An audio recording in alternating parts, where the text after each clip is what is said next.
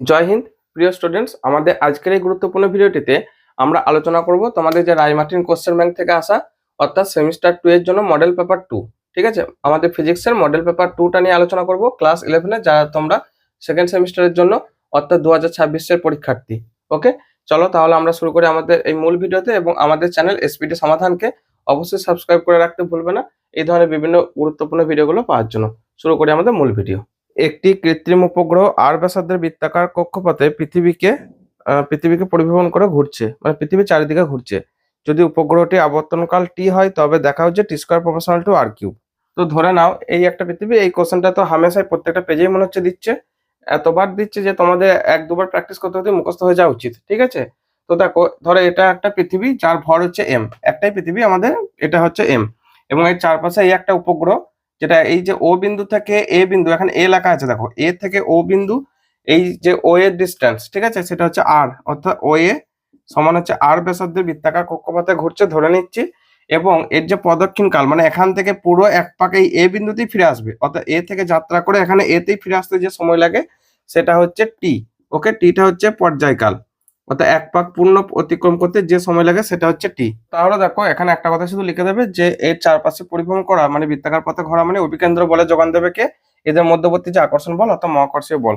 তাহলে একের কোশ্চেনটা দেখো যে মহাকর্ষীয় আকর্ষণ বল কাদের মধ্যে? মহাকর্ষীয় আকর্ষণ বল অর্থাৎ আকর্ষণ বল পৃথিবী ও উপগ্রহের মধ্যে, পৃথিবী ও উপগ্রহের মধ্যে।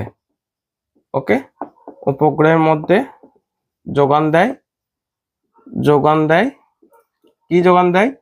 প্রয়োজনীয় অভিকেন্দ্র বলের, প্রয়োজনীয় অভিকেন্দ্র বলের। এই কথাটা অবশ্যই লিখবে, নাহলে কিন্তু নাম্বার কাটা যাবে। ঠিক আছে, এইটুকু লিখে দিলে বাস, বাকি কাজ খতম। ওকে, এখানে পৃথিবীর ভর এম, এগুলো একটু লিখে দেবে। পৃথিবীর ভর, এগুলো মানে কি বলবো, এগুলো হচ্ছে সেকেন্ডারি তথ্য আর কি, জাস্ট প্রাইমারিও বলা চলে।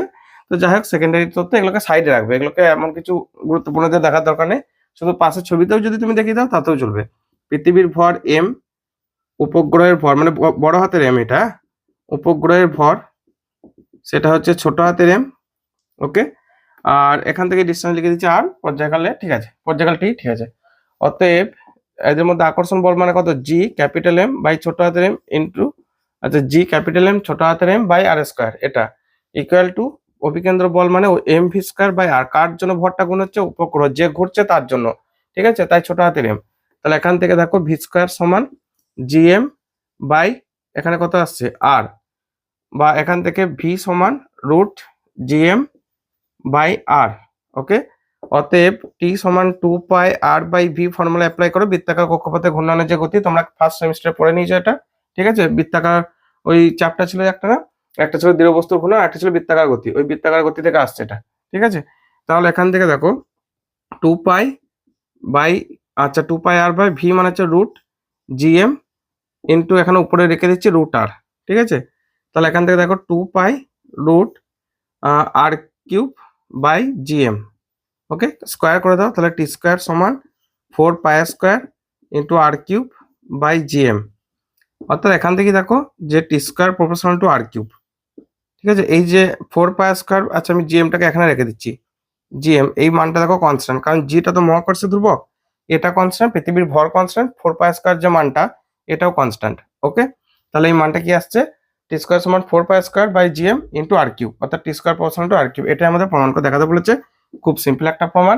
ফার্স্ট মনে রাখবে মহাকর্ষীয় বল যোগান দিচ্ছে অভিকেন্দ্র বলের, সেকেন্ড মনে রাখবে টি সমান 2 পাই আর বাই ভি, এই জায়গাটা, ঠিক আছে। তাহলেই আমাদের অ্যান্সার চলে আসবে।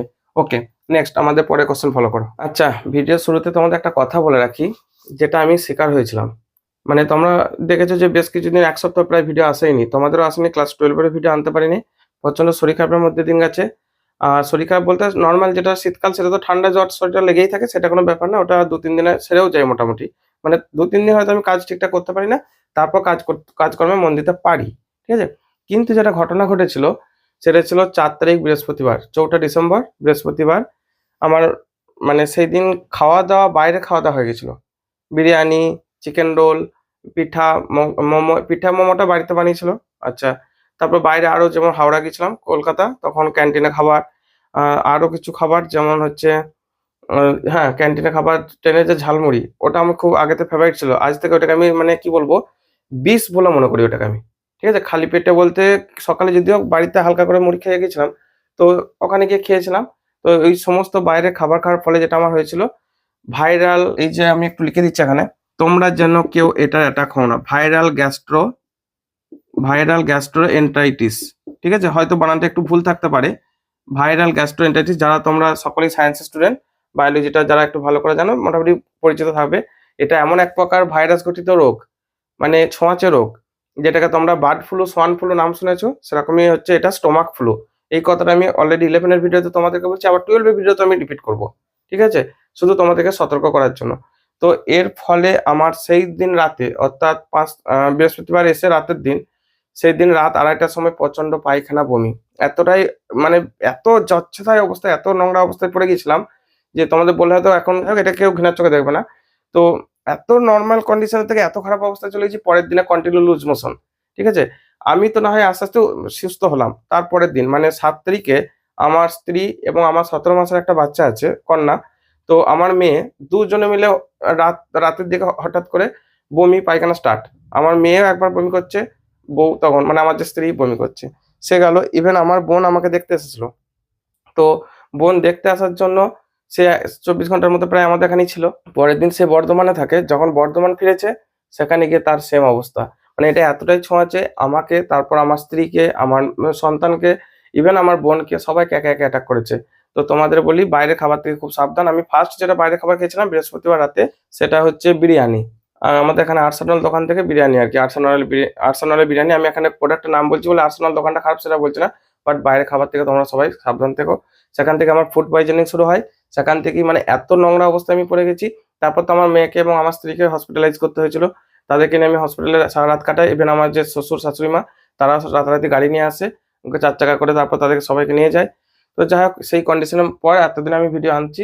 ঠিক আছে? এরপর তোমাদের রেগুলার ভিডিওগুলো আসবে। তো তোমাদেরকে একটাই রিকোয়েস্ট যে চেষ্টা করবে যত রকম খাবার বাড়ি থেকে বানিয়ে খাওয়ার। যতটা খাওয়া যায়। বাইরে একান্তে যদি খেতে হয় ফলটা খাবে সেটা গোটা ফল, কাটা ফল মোটেও না। ঠিক আছে? গোটা ফল কিনে ভালো করে নিজেরা ধুয়ে ছাড়িয়ে ভালো করে খাবে। চেষ্টা করবে যে ওই রেস্টুরেন্টের খাবার, তারপর হচ্ছে যেটা আমি ফিল করেছি আর সারা জীবনের মতো আমার চোখে এগুলো বিষ হয়ে গেল। আর এমনিতে আমি বরাবরই খাবারের দিক থেকে রেস্ট্রিক্টেড। কিন্তু দায়ে পড়ে খেয়েছিলাম। বাইরে গিয়ে এখন উপায় পাইনি বলে তখন বাধ্য হয়ে খেয়েছিলাম।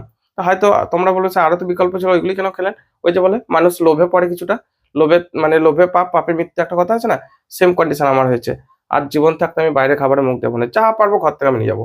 টিফিন করে ফলমূল যা নিয়ে যাবো, মুড়ি, ভাত যা থাকবে আমাদের বাঙালি খাবার যা কিছু আছে, রুটি, পরোটা যা দরকার। এই যে জীবনে একটা বিরাট বড় শিক্ষা পেলাম সেই রাতটা যে আমার কিভাবে কেটেছে। আমার নিজের রাত যত না ভয়ানক কেটেছে, আমার স্ত্রী এবং আমার মেয়েকে নিয়ে আমি প্রচন্ডভাবে টেনশনে পড়ে গেছিলাম।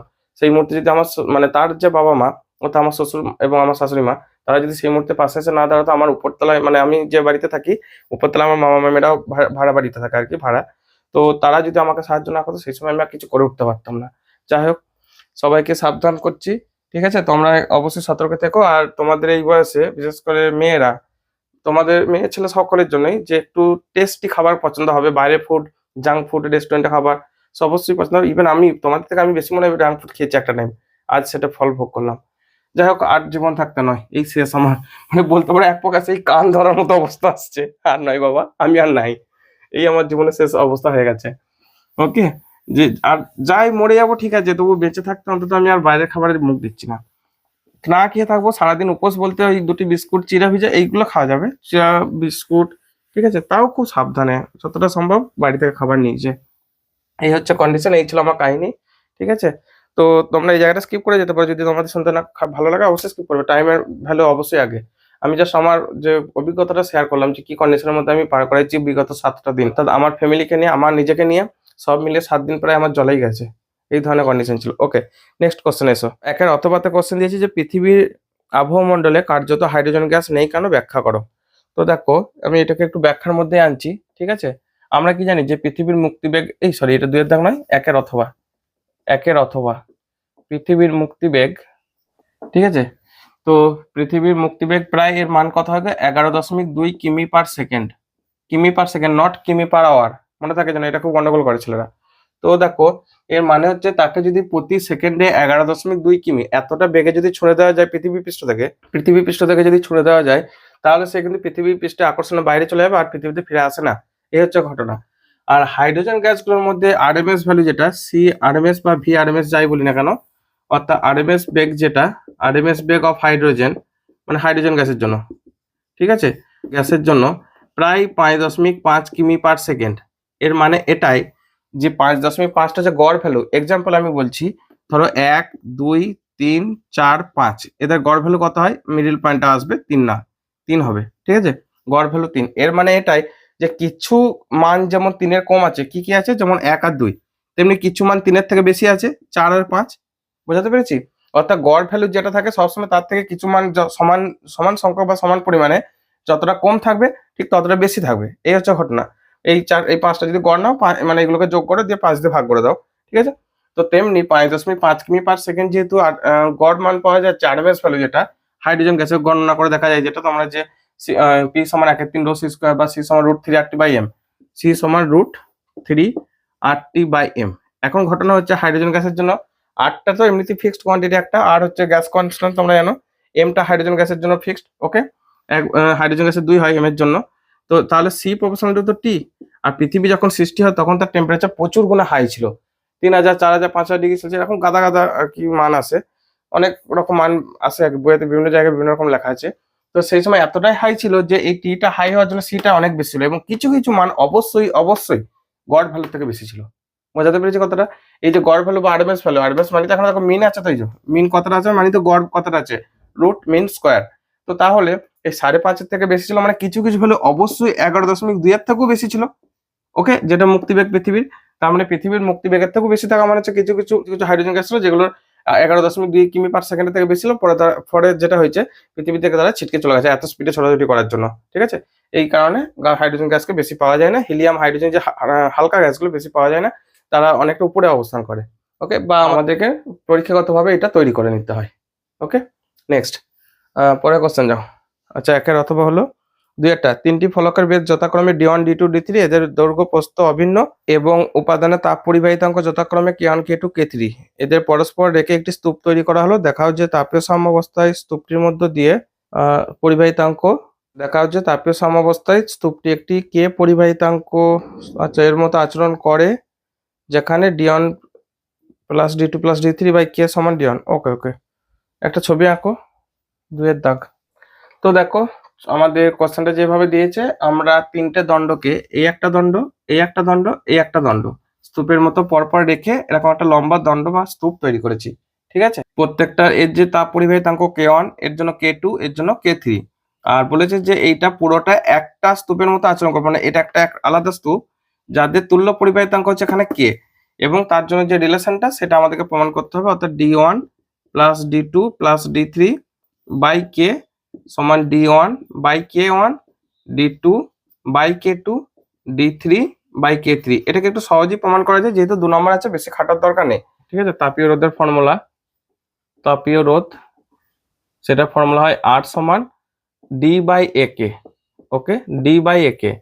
তো আমরা এই K1 ফলকের জন্য, K1 ফলকের জন্য মানে K1 পরিবাহিতা বিশিষ্ট ফলকের জন্য, ঠিক আছে, তাহলে এটাকে আমরা লিখছি R1 সমান D1 বাই A K1। K2-র জন্য সেটা লিখছি দেখো R2 সমান D বাই A K2।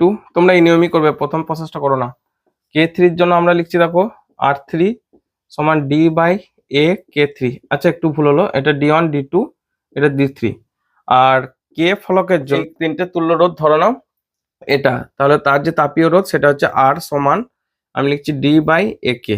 তো আমরা তুল্য রোধের ফর্মুলা কি জানি, এরা দেখো পরস্পর, এটা একটা রেজিস্ট্যান্স ভাবো, একটা রেজিস্ট্যান্স একটা রেজিস্ট্যান্স, মানে যে কোনো তাপ ফ্লো করতে গেলে তাপটাকেও একটা বাধা পেতে হয়, মানে তারও একটা রেজিস্ট্যান্স আছে আর কি। তো সেক্ষেত্রে শ্রেণী সমবায়ে তুল্য রোধ, তুল্য তাপীয় রোধ, এই কথাটা একটু লিখে দেবে, তুল্য তাপীয় রোধ। তো সেটা হচ্ছে দেখো R সমান R1 plus R2 plus R3, ঠিক আছে। তাহলে এখান থেকে লিখতে পারি D by AK equal to D1 by AK1 plus D2 by AK2 plus D3 by AK3। আর ছবি থেকে দেখতে পাচ্ছি এখান থেকে D মানে এখান থেকে সবগুলো যোগফল, অর্থাৎ D সমান D1 plus D2 plus D3, ঠিক আছে।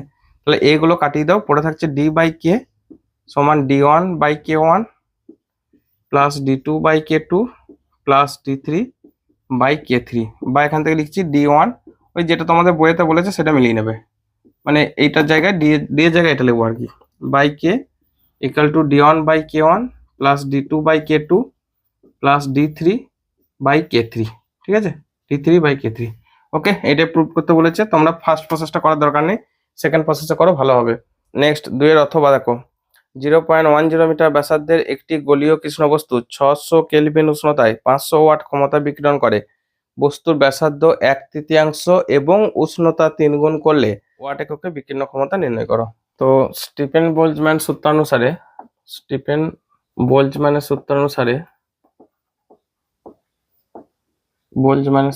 যে কোনো কৃষ্ণ বস্তু আর কি, সূত্রানুসারে যে কোনো বস্তু যে একক ক্ষেত্রফলে একক সময়ে যে পরিমাণ হিট রেডিয়েট করে, মানে তাপ বিকিরণ করে, তাপ বিকিরণের হার বা তাপ বিকিরণের পরিমাণ, এই যে রাশিমালাটা সেটা কি হয়, তাপ বিকিরণের পরিমাণ E সমান সিগমা T⁴ এর সাথে সমানুপাতিক হয়। আর যদি একক ক্ষেত্রফলের জায়গায় এ ক্ষেত্রফল বলি তখন হয়ে যাবে সিগমা প্রাইম, লিখছি ধরো এটা তখন হবে ই প্রাইম, আমি লিখছি ই প্রাইম, ধরো একক ক্ষেত্রফলের জায়গায় আমি এ ক্ষেত্রফল, তাহলে সিগমা এ T⁴, আর টি সময় যদি হয় টোটালটা, এটা হচ্ছে টোটাল এনার্জি, মানে এটা হচ্ছে টোটাল এনার্জি আর কি, টোটাল এনার্জি যেটা রেডিয়েট করে, ঠিক আছে। ওকে, তো এখন বলেছে তাহলে এখান থেকে লিখছি অতএব এ ক্ষেত্রফলের জন্য তখন আমরা লিখছি, দেখো শরীরটা এখনো দুর্বলতাটা রয়েছে, তাই আমি অত স্পিডে বলা বা একটু জোর করে চেঁচিয়ে কথা বলা বা ধরো সেইভাবে লেখালেখি আমি কিছু অতটা তোমাদেরকে ফোকাস করে পারছি না আর কি। তো তোমরা বুঝতে পারবে সেইভাবে ঠান্ডা মাথা দিয়ে একটু দেখতে থাকো। আমি ঠান্ডা মাথা দিয়ে বলছি যে একটা যে উত্তেজিত ভাব থাকে মাঝে মাঝে বলতে বলতে একটা এক্সাইটেড অবস্থায় চলে যায় তোমাদের সাথে গল্প করতে করতে, সেটা এখন হয়নি, শরীরটা এখনো সেই মানে সেই পজিশনে আসেনি আর কি।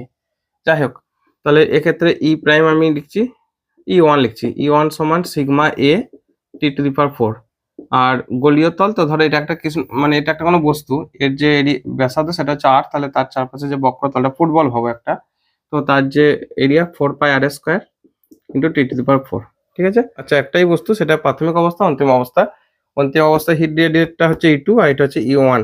ওকে, সেই যে মানটাকে আমরা লিখতে পারি sigma into 4πr² into T⁴ by sigma 4πr1² T1⁴, এটাকে একটু ক্যালকুলেট করো, R2 বাই R1 তা হোল স্কোয়ার আর T2 by T1 whole. R2 by R1 একটা রাশিমালা দেখো সম্পর্ক দিয়েছে, বলেছে যে ব্যাসার্ধ 1/3 আর উষ্ণতা 3 গুণ, তার মানে এখানে লিখে রাখছি R2টা হবে R1 এর 1/3 আর উষ্ণতাটা T2টা হবে অন্তিম উষ্ণতা, সেটা হচ্ছে T1 এর 3 গুণ, ঠিক আছে, 3T1। তাহলে এখানে বসা 1/3 R1 বাই R1 তা whole square into 3T1 by T1 whole, মানে 1/9 গণিত এটা 3⁴, মানে 9 × 9 81, তাই তো, তাহলে 81/9 মানে 9। তাহলে এখান থেকে কি দাঁড়ালো, E2 বাই E1, এই যে রাশিমালাটা সেটা হচ্ছে 9। ওকে, কোথায় লিখি আর এখানটা লেখা যাবে, অতএব E2 বাই E1 সমান 9। তাহলে E2 এর মানটা এখন কত দাঁড়াবে, 9E1, মানে 9 ইন্টু আগে 500 ওয়াট হারে মনে হয় বিকিরণ করতে বললো, আগেতে 600 কেলভিন উষ্ণতায় 500 ওয়াট হারে বিকিরণ করতো, তাহলে এখন হবে 4500 ওয়াট হারে সে বিকিরণ করবে, ঠিক আছে, 4500 ওয়াট। ওকে, নেক্সট পরের কোশ্চেনে চলে যাও। আশা করি বুঝতে পেরেছো, খুব সোজা কোশ্চেন এগুলো, এই ধরনের কোশ্চেন দেওয়া মানে তোমাদের সময় বাঁচাবে আর কি। নেক্সট পরের কোশ্চেন হচ্ছে 3-এর দাগের কোশ্চেন, তাপগতিবিদ্যার প্রথম সূত্র প্রয়োগ করে প্রমাণ করা যে 1 মোল আদর্শ গ্যাসের ক্ষেত্রে Cp - Cv সমান R।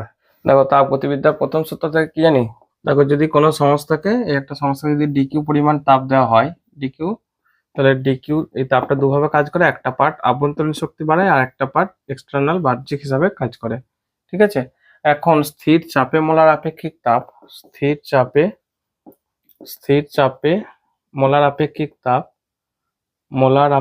তাপ ওকে, আপেক্ষিক তাপ এটা হচ্ছে সিপি যদি হয়, পি ফর প্রেসার স্থির চাপে, তাহলে আমরা জানি যে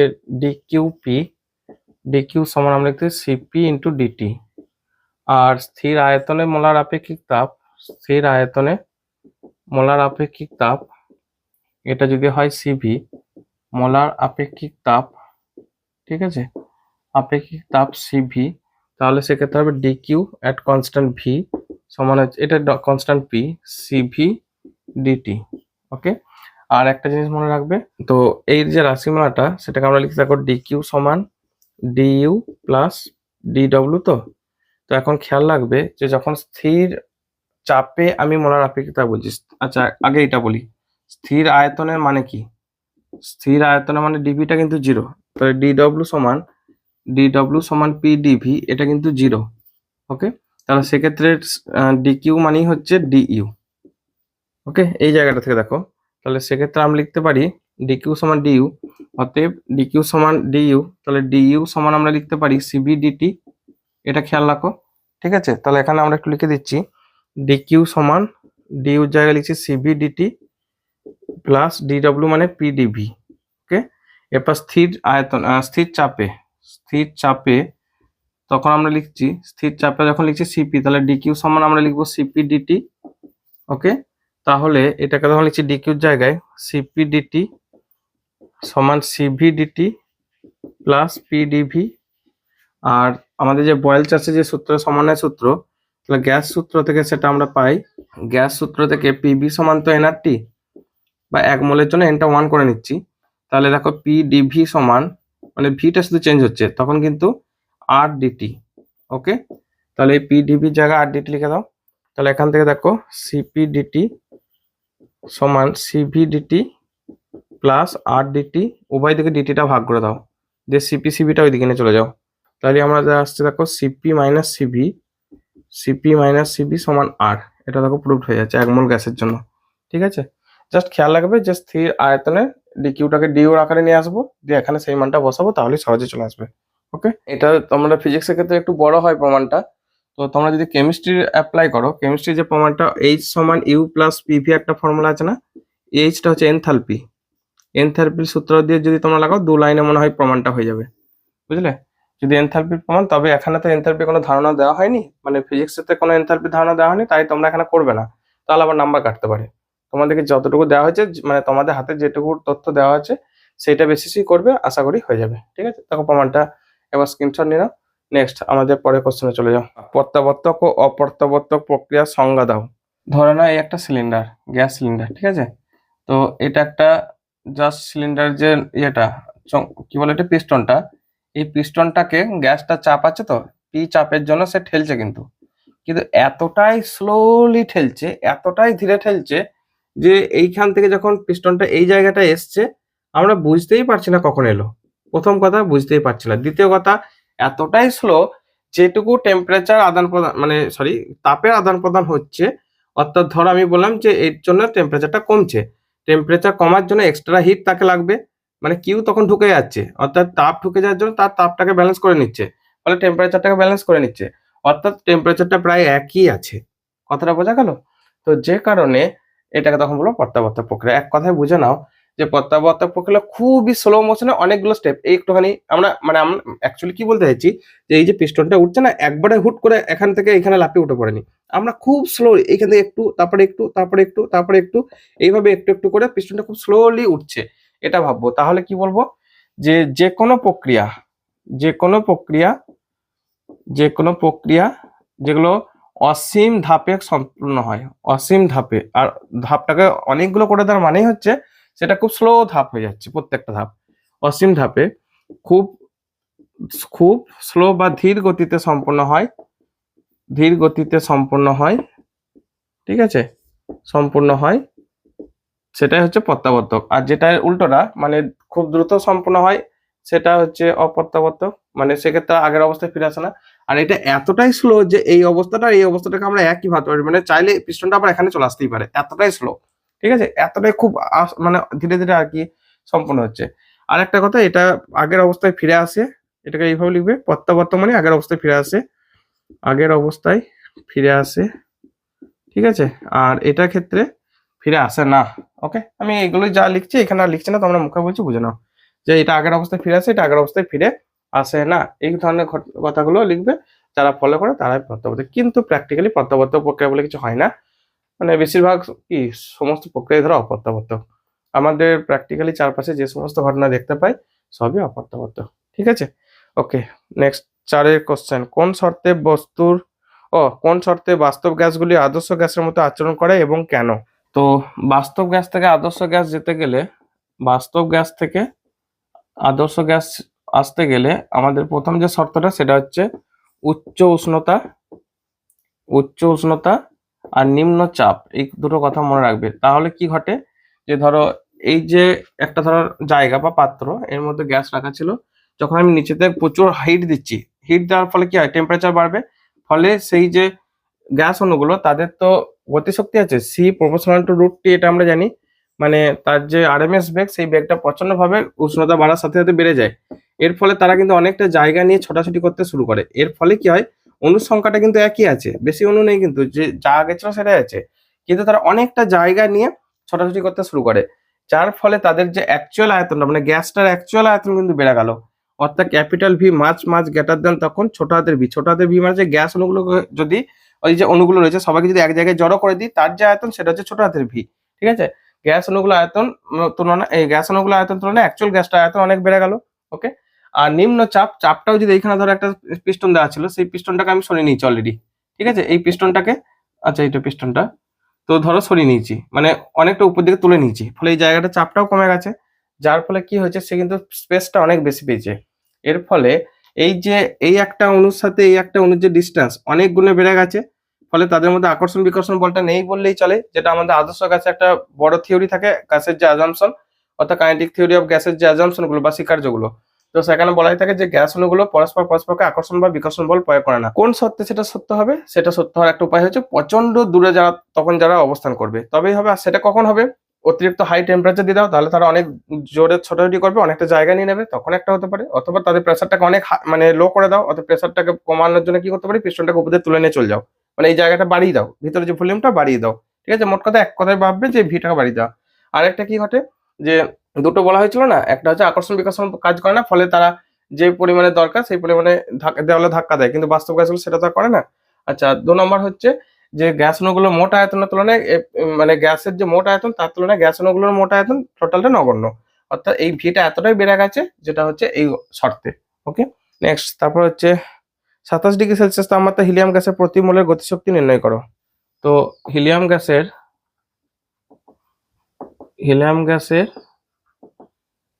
এন মোলের গতিশক্তি, এটা আগে বার করো। এন মোলের গতিশক্তি এটা কত হয়, সমান হচ্ছে দেখো 3/2 RT, মানে 3/2 কেবি ইন্টু এন ইন্টু টি।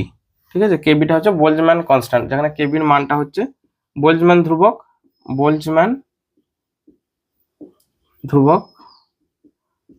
তো এর একটা মান আছে, সেটা হচ্ছে প্রায় 1.38 10⁻⁻23 জুল পার কেলভিন। ওকে, তাহলে 1 মোলের জন্য হিলিয়াম গ্যাসের 1 মোলের জন্য মোট যে গতিশক্তি সেটা হবে এন দিয়ে ভাগ করে দাও, 3/2 KB into N into T by N, তাহলে 3/2 কেবিটি। এবার অ্যান্সারটা বার করো, 3/2 কেবিটা হচ্ছে তোমার বোল্টজম্যান কনস্ট্যান্ট 1.38 10⁻⁻23। ঠিক আছে, টিটা হচ্ছে তোমার টেম্পারেচার, তো 27°C আছে, কেলভিনে কোন এখানে কেলভিন আছে, তাহলে 27 + 273 কেলভিন। তো এটা গতিশক্তিটা আসবে তোমার জুলে করার জন্য তোমরা একটু অ্যান্সারটা বার করো, 3/2 1.38 ইন্টু 300 ইন্টু 10⁻⁻23। ওকে, ক্যালকুলেশনটা একটু করে নিচ্ছি। তাহলে 6.21 ইন্টু 10⁻⁻21, এটা জুল। যদি আর্গে করো তাহলে 1 জুল সমান 10⁻7 erg, 1 joule equal to 10⁻7 erg, এই ফর্মুলাটা অ্যাপ্লাই করে দেবে। মানে 10⁻7 দিয়ে গুণ করলে হয় দেখো 6.2 10⁻14 14 আর্ক। ঠিক আছে, ওকে, অ্যান্সার চলে এসছে। নেক্সট, পরে কোশ্চেন এসো। 4 তো না, 4 হয়ে গেল। 5 একটি লিফট এ ত্বরণে উল্লম্বভাবে উপরে উঠছে, লিফটটি ছাদ থেকে ঝুলন্ত একটি সরল দোলকের পর্যায়কাল কত পরিবর্তিত হবে? যে পরিবর্তিত হবে মানে কি বলতে চাইছে, যে যেটা হবে সেটা নাকি চেঞ্জটা বার করতে হবে। এখানে পরিবর্তন বলতে শতকরা পরিবর্তন আরও তো কিছু বলেনি, তাহলে হয়তো বুঝে যেতাম। না, সেরকম কিছু বলেনি 5-এরটা। তো দেখো, ধরো এই একটা লিফট, এই লিফটটা এই ছাদ থেকে একটা সরল দোলক ঝুলছে, ঠিক আছে, এই জাস্ট সাম্য অবস্থান থেকে সে ঝুলছে, এই অবস্থান, ওকে। তো এই লিফটটা যখন স্থির আছে, লিফটটা স্থির অবস্থায়, এটা ধরো লিফটের দড়িটা আর কি, লিফটটি স্থির অবস্থায়, লিফটটি স্থির অবস্থায় আমরা কি জানি যে টি সমান 2π√L/g। এলটা হচ্ছে এই যে সূত্রটা, মানে এই ভরকেন্দ্র পর্যন্ত চার্জের দূরত্ব, অর্থাৎ ববটা বা পিণ্ডটা ভরকেন্দ্র পর্যন্ত দূরত্ব মানে কার্যকর দূরত্ব। আর জিটা হচ্ছে সেই অবস্থায় এটা আর কি ওই অভিকর্ষ ত্বরণ। এখন ধরো সে এই মুহূর্তে এ ত্বরণ নিয়ে যদি এবার উঠতে থাকে, তাহলে আমরা কি জানি এইখানে সেই তোমাদের লিফটের থিওরি মনে আছে ক্লাস 11 ফার্স্ট সেমিস্টার, যে এইখানে ধরো একটা কেউ বসে আছে, ঠিক আছে। তো কেউ ধর যদি বসে থাকে সে কি অনুভব করবে, এখানে ধরো তার তো জি সবসময় নিচের দিকে, মানে অভিকর্ষ ত্বরণ পৃথিবী অল টাইম নিচের দিকে টানছে, তাহলে তার রিয়াকশন ফোর্সটা কত হবে। সে যখন এইদিকে এ ত্বরণ নিয়ে উঠছে কি হয়, দেখো দেখো নিচের দিকে, অ্যাকচুয়ালি নিচের দিকে সে তো বসে আছে, তাহলে তার ওজনটা নিচের দিকেই বেশি। তো mg minus R prime equal to, দেখো আচ্ছা জিটাকে নিচের দিকে পজিটিভ ধরছি আমি, তাহলে এটা উপর দিকে নেগেটিভ মানে মাইনাস এম এ, ঠিক আছে। তাহলে এখান থেকে কি পাচ্ছি, আর প্রাইম মানে হচ্ছে, বা আরই লেখো, আর প্রাইম লেখার দরকার নেই, mg প্লাস এম এ, অর্থাৎ আরটার ক্ষেত্রে দেখো এম ইন্টু জি প্লাস এ, তাহলে কি দাঁড়ায় এম ইন্টু জি প্লাস এ, মানে এই জি প্রাইম যেটা, এখন ধরো তার যে ওজনটা এম জি প্রাইম আমি লিখছি, তাহলে এম জি প্রাইম সমান এম ইন্টু জি প্লাস এ, অর্থাৎ জি প্রাইমটা দাঁড়ায় দেখো জি প্লাস এ, মানে কি যখন উপর দিকে উঠছে তখন তার ত্বরণটা, আপেক্ষিক ত্বরণটা বেড়ে যায়, ঠিক আছে। তাহলে খেয়াল করো এ সমত্বরণে উপর দিকে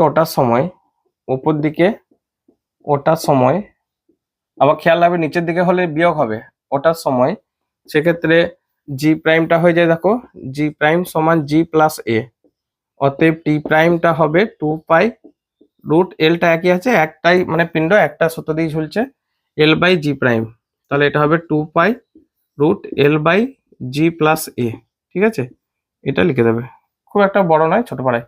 তো এখন বলেছে যে পরিবর্তন কত হবে, পরিবর্তন বলতে কি বোঝাতে চাইছে আমি বুঝতে পারছি না, তোমরা এটাই লিখে দেবে, এটাতেই অ্যান্সার কমপ্লিট। যদি পরিবর্তন বলতে এটা হতে পারে যে তাহলে এইটা থেকে কতটা পর্যায়কাল চেঞ্জ হলো, মানে এটা থেকে তখন এটা বিয়োগ হবে, এটা একটা হতে পারে। দ্বিতীয়ত হতে পারে যদি শতকরা পরিবর্তন জানতে চাই, তাহলে অবশ্যই এর মানটা দিয়ে দেবে, যে জি এর 1/4 অংশ হারে, বা জি এর 1/3 গুণ হারে, বা জি এর ডবল হারে কিছু একটা বলে দেবে, ঠিক আছে, তবেই শতকরা মান বার করা হবে, নাহলে যাবে না, তোমরা এখানেই শেষ করবে, ওকে, নো প্রবলেম। আচ্ছা, তারপর কি বলেছে, ঝুলন্ত সেতু অতিক্রম করার সময় পদাতিক সৈন্যদের পদক্ষেপ বিচ্ছিন্ন রাখতে বলা হয় কেন, মানে মার্চ করার সময় আর কি, 5-এর অর। এখানে আমি যদিও উত্তরটা লিখছি এক বাক্যে, অ্যাকচুয়ালি একটু ভাষায় লিখবে, ঠিক আছে। সেটা হচ্ছে রেজোন্যান্ট বা অনুনাদটাকে অফ করার জন্য, অনুনাদ বন্ধ করার জন্য, ওকে। অর্থাৎ সেতুটা তার নিজস্ব একটা কম্পাঙ্ক আছে, আর যখন সৈনিকরা মার্চ করছে লেফট রাইট, আমার পাগুলো তোমরা দেখতে পাচ্ছ না, মানে লেফট রাইট করে পাগুলো ফেলছে, একটা নির্দিষ্ট ছন্দে ফেলে, তাদের একটা নির্দিষ্ট কম্পাঙ্ক আছে। তো যদি দুটো কম্পাঙ্ক মিলে যায়, ব্রিজের কম্পাঙ্ক আর ওদের যে পদাতিক যে কম্পাঙ্কটা, দুটো কম্পাঙ্ক মিলে গেলে টোটাল যে কম্পাঙ্কটা সেটা অনেক গুণে বেড়ে যায় একটা টাইমে, সেই যে ঘটনাটা সেটা হচ্ছে অনুনাদ। তো অনুনাদ হয়ে গেলে ব্রিজটা বেশি পরিমাণে দুলতে থাকে, বেশি পরিমাণে দুললে ভেঙে যাওয়ার চান্স থাকে, যে কারণে তাদেরকে তখন ভেঙে পদ মানে যাতে করে তারা একটা ছন্দে না আসে, যে সবাইকার একসাথেই লেফট হলো মানে সবাইকার একসাথেই বাঁ পাটা পড়লো, যখনকার ডান পাটা পড়লো সবাইকে লেফট রাইট, এটা যেন না হয়, সেটাই করা হয়, ঠিক আছে। তোমরা একটু ভাষা লিখবে। 6-এ মুক্তিবেগ কি, মানে মুখেই বলছি, লিখবো না কিছু, ঠিক আছে। যে বেগে পৃথিবী পৃষ্ঠ থেকে বা কোনো গ্রহ থেকে কোনো বস্তুকে ছুড়ে দিলে সে আর পৃথিবীতে বা ওই গ্রহটাতে ফিরে আসে না, সেই বেগটাই হচ্ছে ওই গ্রহের সাপেক্ষে কিংবা পৃথিবীর সাপেক্ষে, তুমি যা বলবে সেটা সাপেক্ষে বলবে, যে পৃথিবী হলে পৃথিবী, গ্রহ হলে গ্রহ, তার পৃষ্ঠে মুক্তিবেগ, ওকে। আর তার যে রাশিমালাটা হয় সেটা একটু লিখে দেবে, যে ভি এর রাশিমালাটা হয় ভি এস ক্যাপ তোমার √2g আরটা হচ্ছে ওই গ্রহটার ব্যাসার্ধ, যেটা হচ্ছে ওই গ্রহের পৃষ্ঠে অভিকর্ষজ ত্বরণ, ওকে। আর হচ্ছে গ্রহের ব্যাসার্ধ, ঠিক আছে। আর যেটা হচ্ছে ওই গ্রহের অভিকর্ষজ ত্বরণ, মানে গ্রহের পৃষ্ঠে, কিন্তু গ্রহের পৃষ্ঠে তোমরা এটাও জানো অভিকর্ষজ ত্বরণ, অভিকর্ষ ত্বরণ গ্রহের কেন্দ্রে কিন্তু নয়। তোমরা জানো যে গ্রহের কেন্দ্র ধারে গেলে সব অভিকর্ষ ত্বরণগুলো চেঞ্জ হয়ে যায়, যেটা তোমাদের এই সেমিস্টারে পঠন পাঠন রয়েছে, ঠিক আছে, ওটা নয়। নেক্সট বলছে যদি পৃথিবীর ব্যাসার্ধ বর্তমান ব্যাসার্ধের দ্বিগুণ হয়ে যায় তবে ভূপৃষ্ঠের কোন স্থানে অভিকর্ষজ ত্বরণ ও কোন স্থানে ওজনের কিরূপ পরিবর্তন হবে, পৃথিবীর ভর অপরিবর্তিত। ওকে, তবে এটা ধর পৃথিবী, ঠিক আছে, তার ব্যাসার্ধটা এখন হচ্ছে এইটা, প্রথমে পৃথিবী ছিল, এটা প্রথম ক্ষেত্রে ছিল, তারপর ব্যাসার্ধটা আগে আর ছিল, এখন এটা হয়ে গেছে। তো তাহলে কি ঘটবে সেটা একটা বলেছে আর কি। তো প্রথম ক্ষেত্রে যেটা এটা, আর দ্বিতীয় ক্ষেত্রে যখন দ্বিগুণ হয়ে যাচ্ছে আর কি ব্যাসার্ধটা, তখন জি প্রাইম জিএম বাই 2r হয়ে যাচ্ছে, 2r তার হোল স্কোয়ার, মানে 1/4 of GM by R square. তাহলে এটা আসবে দেখো 1/4 of GM by R square, মানে এই মানটা জি। তাহলে জি প্রাইম সমান 1/4 অফ জি। তার মানে কি লিখবে, যে প্রাথমিক অভিকর্ষ ত্বরণের মানের 1/4 গুণ হয়ে যাবে, ঠিক আছে। আর ওজনটাও কি পরিবর্তন হবে না, ওজনটাও সেইভাবেই যায়, ডব্লু সমান তো আমরা জানি এমজি, এমটা কোনো চেঞ্জ হবে না, এমটা মৌলিক রাশি, জিটা চেঞ্জ হওয়ার জন্য ডব্লুটা চেঞ্জ হবে। তাহলে ডব্লু প্রাইম, অর্থাৎ উভয় দিকে এম গুণ করে দাও, এম জি প্রাইম সমান 1/4 অফ এম জি। তাহলে ডব্লু প্রাইম সমান 1/4 অফ ডব্লু। তাহলে কি দাঁড়াচ্ছে, ওজনটাও 1/4 গুণ হয়ে যাবে, আর ওই অভিকর্ষ ত্বরণটা 1/4 গুণ হয়ে যাবে, ঠিক আছে। পরের কোশ্চেন এসো। অথবা ভূ সমলয় উপগ্রহ বলতে কি বোঝো? আচ্ছা, এখানে আমি পয়েন্টগুলো লিখে দিচ্ছি। কোথায় লিখি, 6-এর অর বলে এখানে লিখছি। দাগ, ভূ সমলয় উপগ্রহে কয়েকটা তথ্য আছে, যে ধরো এটা পৃথিবী, এটা যদি পৃথিবী হয়, ঠিক আছে, এটা হচ্ছে তার নিরক্ষীয় অঞ্চল, এই জায়গাটা। আর এই বরাবর যেটা, এটা হচ্ছে সুমেরু কুমেরু, মানে মেরু অঞ্চল, এই বরাবর। তো এর চারপাশেই তাকে একটা কক্ষপথ নিয়ে আমাদের যে উপগ্রহটাকে সেটাকে ঘুরতে হবে, বোঝা যাচ্ছে। তাহলে 1 নম্বর হচ্ছে নিরক্ষীয় তলে স্থাপন করতে হবে। আমি পয়েন্ট ধরে ধরে আগে বলছি, তোমরা এগুলোকে এক কাজে করবে। নিরক্ষীয় তলে স্থাপন করতে হবে। 2 নম্বর হচ্ছে, এটা 1 নম্বর পয়েন্ট ধরো। 2 নম্বর আমি পয়েন্ট বলছি যে পৃথিবীর 24 ঘন্টা এক পাক ঘুরে, তাকেও 24 ঘন্টা এক পাক ঘুরতে হবে, অর্থাৎ পর্যায়কাল টিটা হবে 24 ঘন্টা, ঠিক আছে। তাহলে কি হবে, পৃথিবী পৃষ্ঠ থেকে সে সবসময় মনে হবে যেন একটা নির্দিষ্ট হাইটে এবং একটা নির্দিষ্ট দূরত্বে সবসময় স্থির আছে, পৃথিবীর সাপেক্ষে স্থির মনে হবে।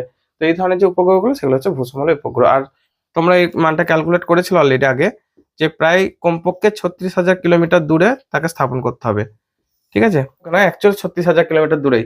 অর্থাৎ এই যে কক্ষপথটা এইটা, তো এইখান থেকে এই যে দূরত্বটা হবে, মানে এটা যদি ধরো আমি এইভাবে আঁকছি একটু কক্ষটা বোঝানোর জন্য, এটা ধরো উপগ্রহটা কক্ষপথ, ঠিক আছে। আর এটা হচ্ছে পৃথিবী পৃষ্ঠ, এই পৃথিবী পৃষ্ঠ থেকে এই যে ডিস্টেন্সটা, এটা প্রায় 36,000 কিমি দূরত্বে থাকবে, ঠিক আছে, এই ঘটনাটা। তাহলে এই তথ্যগুলো এক কাজে করবে, কিভাবে লিখবে একটু, যে পৃথিবী পৃষ্ঠ থেকে প্রায় 36,000 কিলোমিটার উচ্চতায় অবস্থিত যে সমস্ত উপগ্রহ এবং নিরক্ষীয় তলে অবস্থিত যে সমস্ত উপগ্রহ পৃথিবীর সমান প্রদক্ষিণ কাল, অর্থাৎ 24 ঘন্টা আহ্নিক গতির সমান প্রদক্ষিণ কালে, অর্থাৎ 24 ঘন্টায় পৃথিবীকে এক পাক প্রদক্ষিণ করছে, তখন সেই সমস্ত উপগ্রহগুলোকে পৃথিবীর নির্দিষ্ট অংশ থেকে দেখলে মনে হবে যে পৃথিবীর সাপেক্ষে ওই নিরক্ষীয় অঞ্চলে কোনো একটা জায়গা থেকে দেখলে মনে হবে যে ওই পৃথিবীর সাপেক্ষে স্থির আছে। এগুলো কি ভূসমলয় উপগ্রহ বলে। আর এরা যে কক্ষপথে পরিভ্রমণ করছে সেটাকে বলা হয় পার্কিং কক্ষপথ, ঠিক আছে। নেক্সট, পরের কোশ্চেন এসো।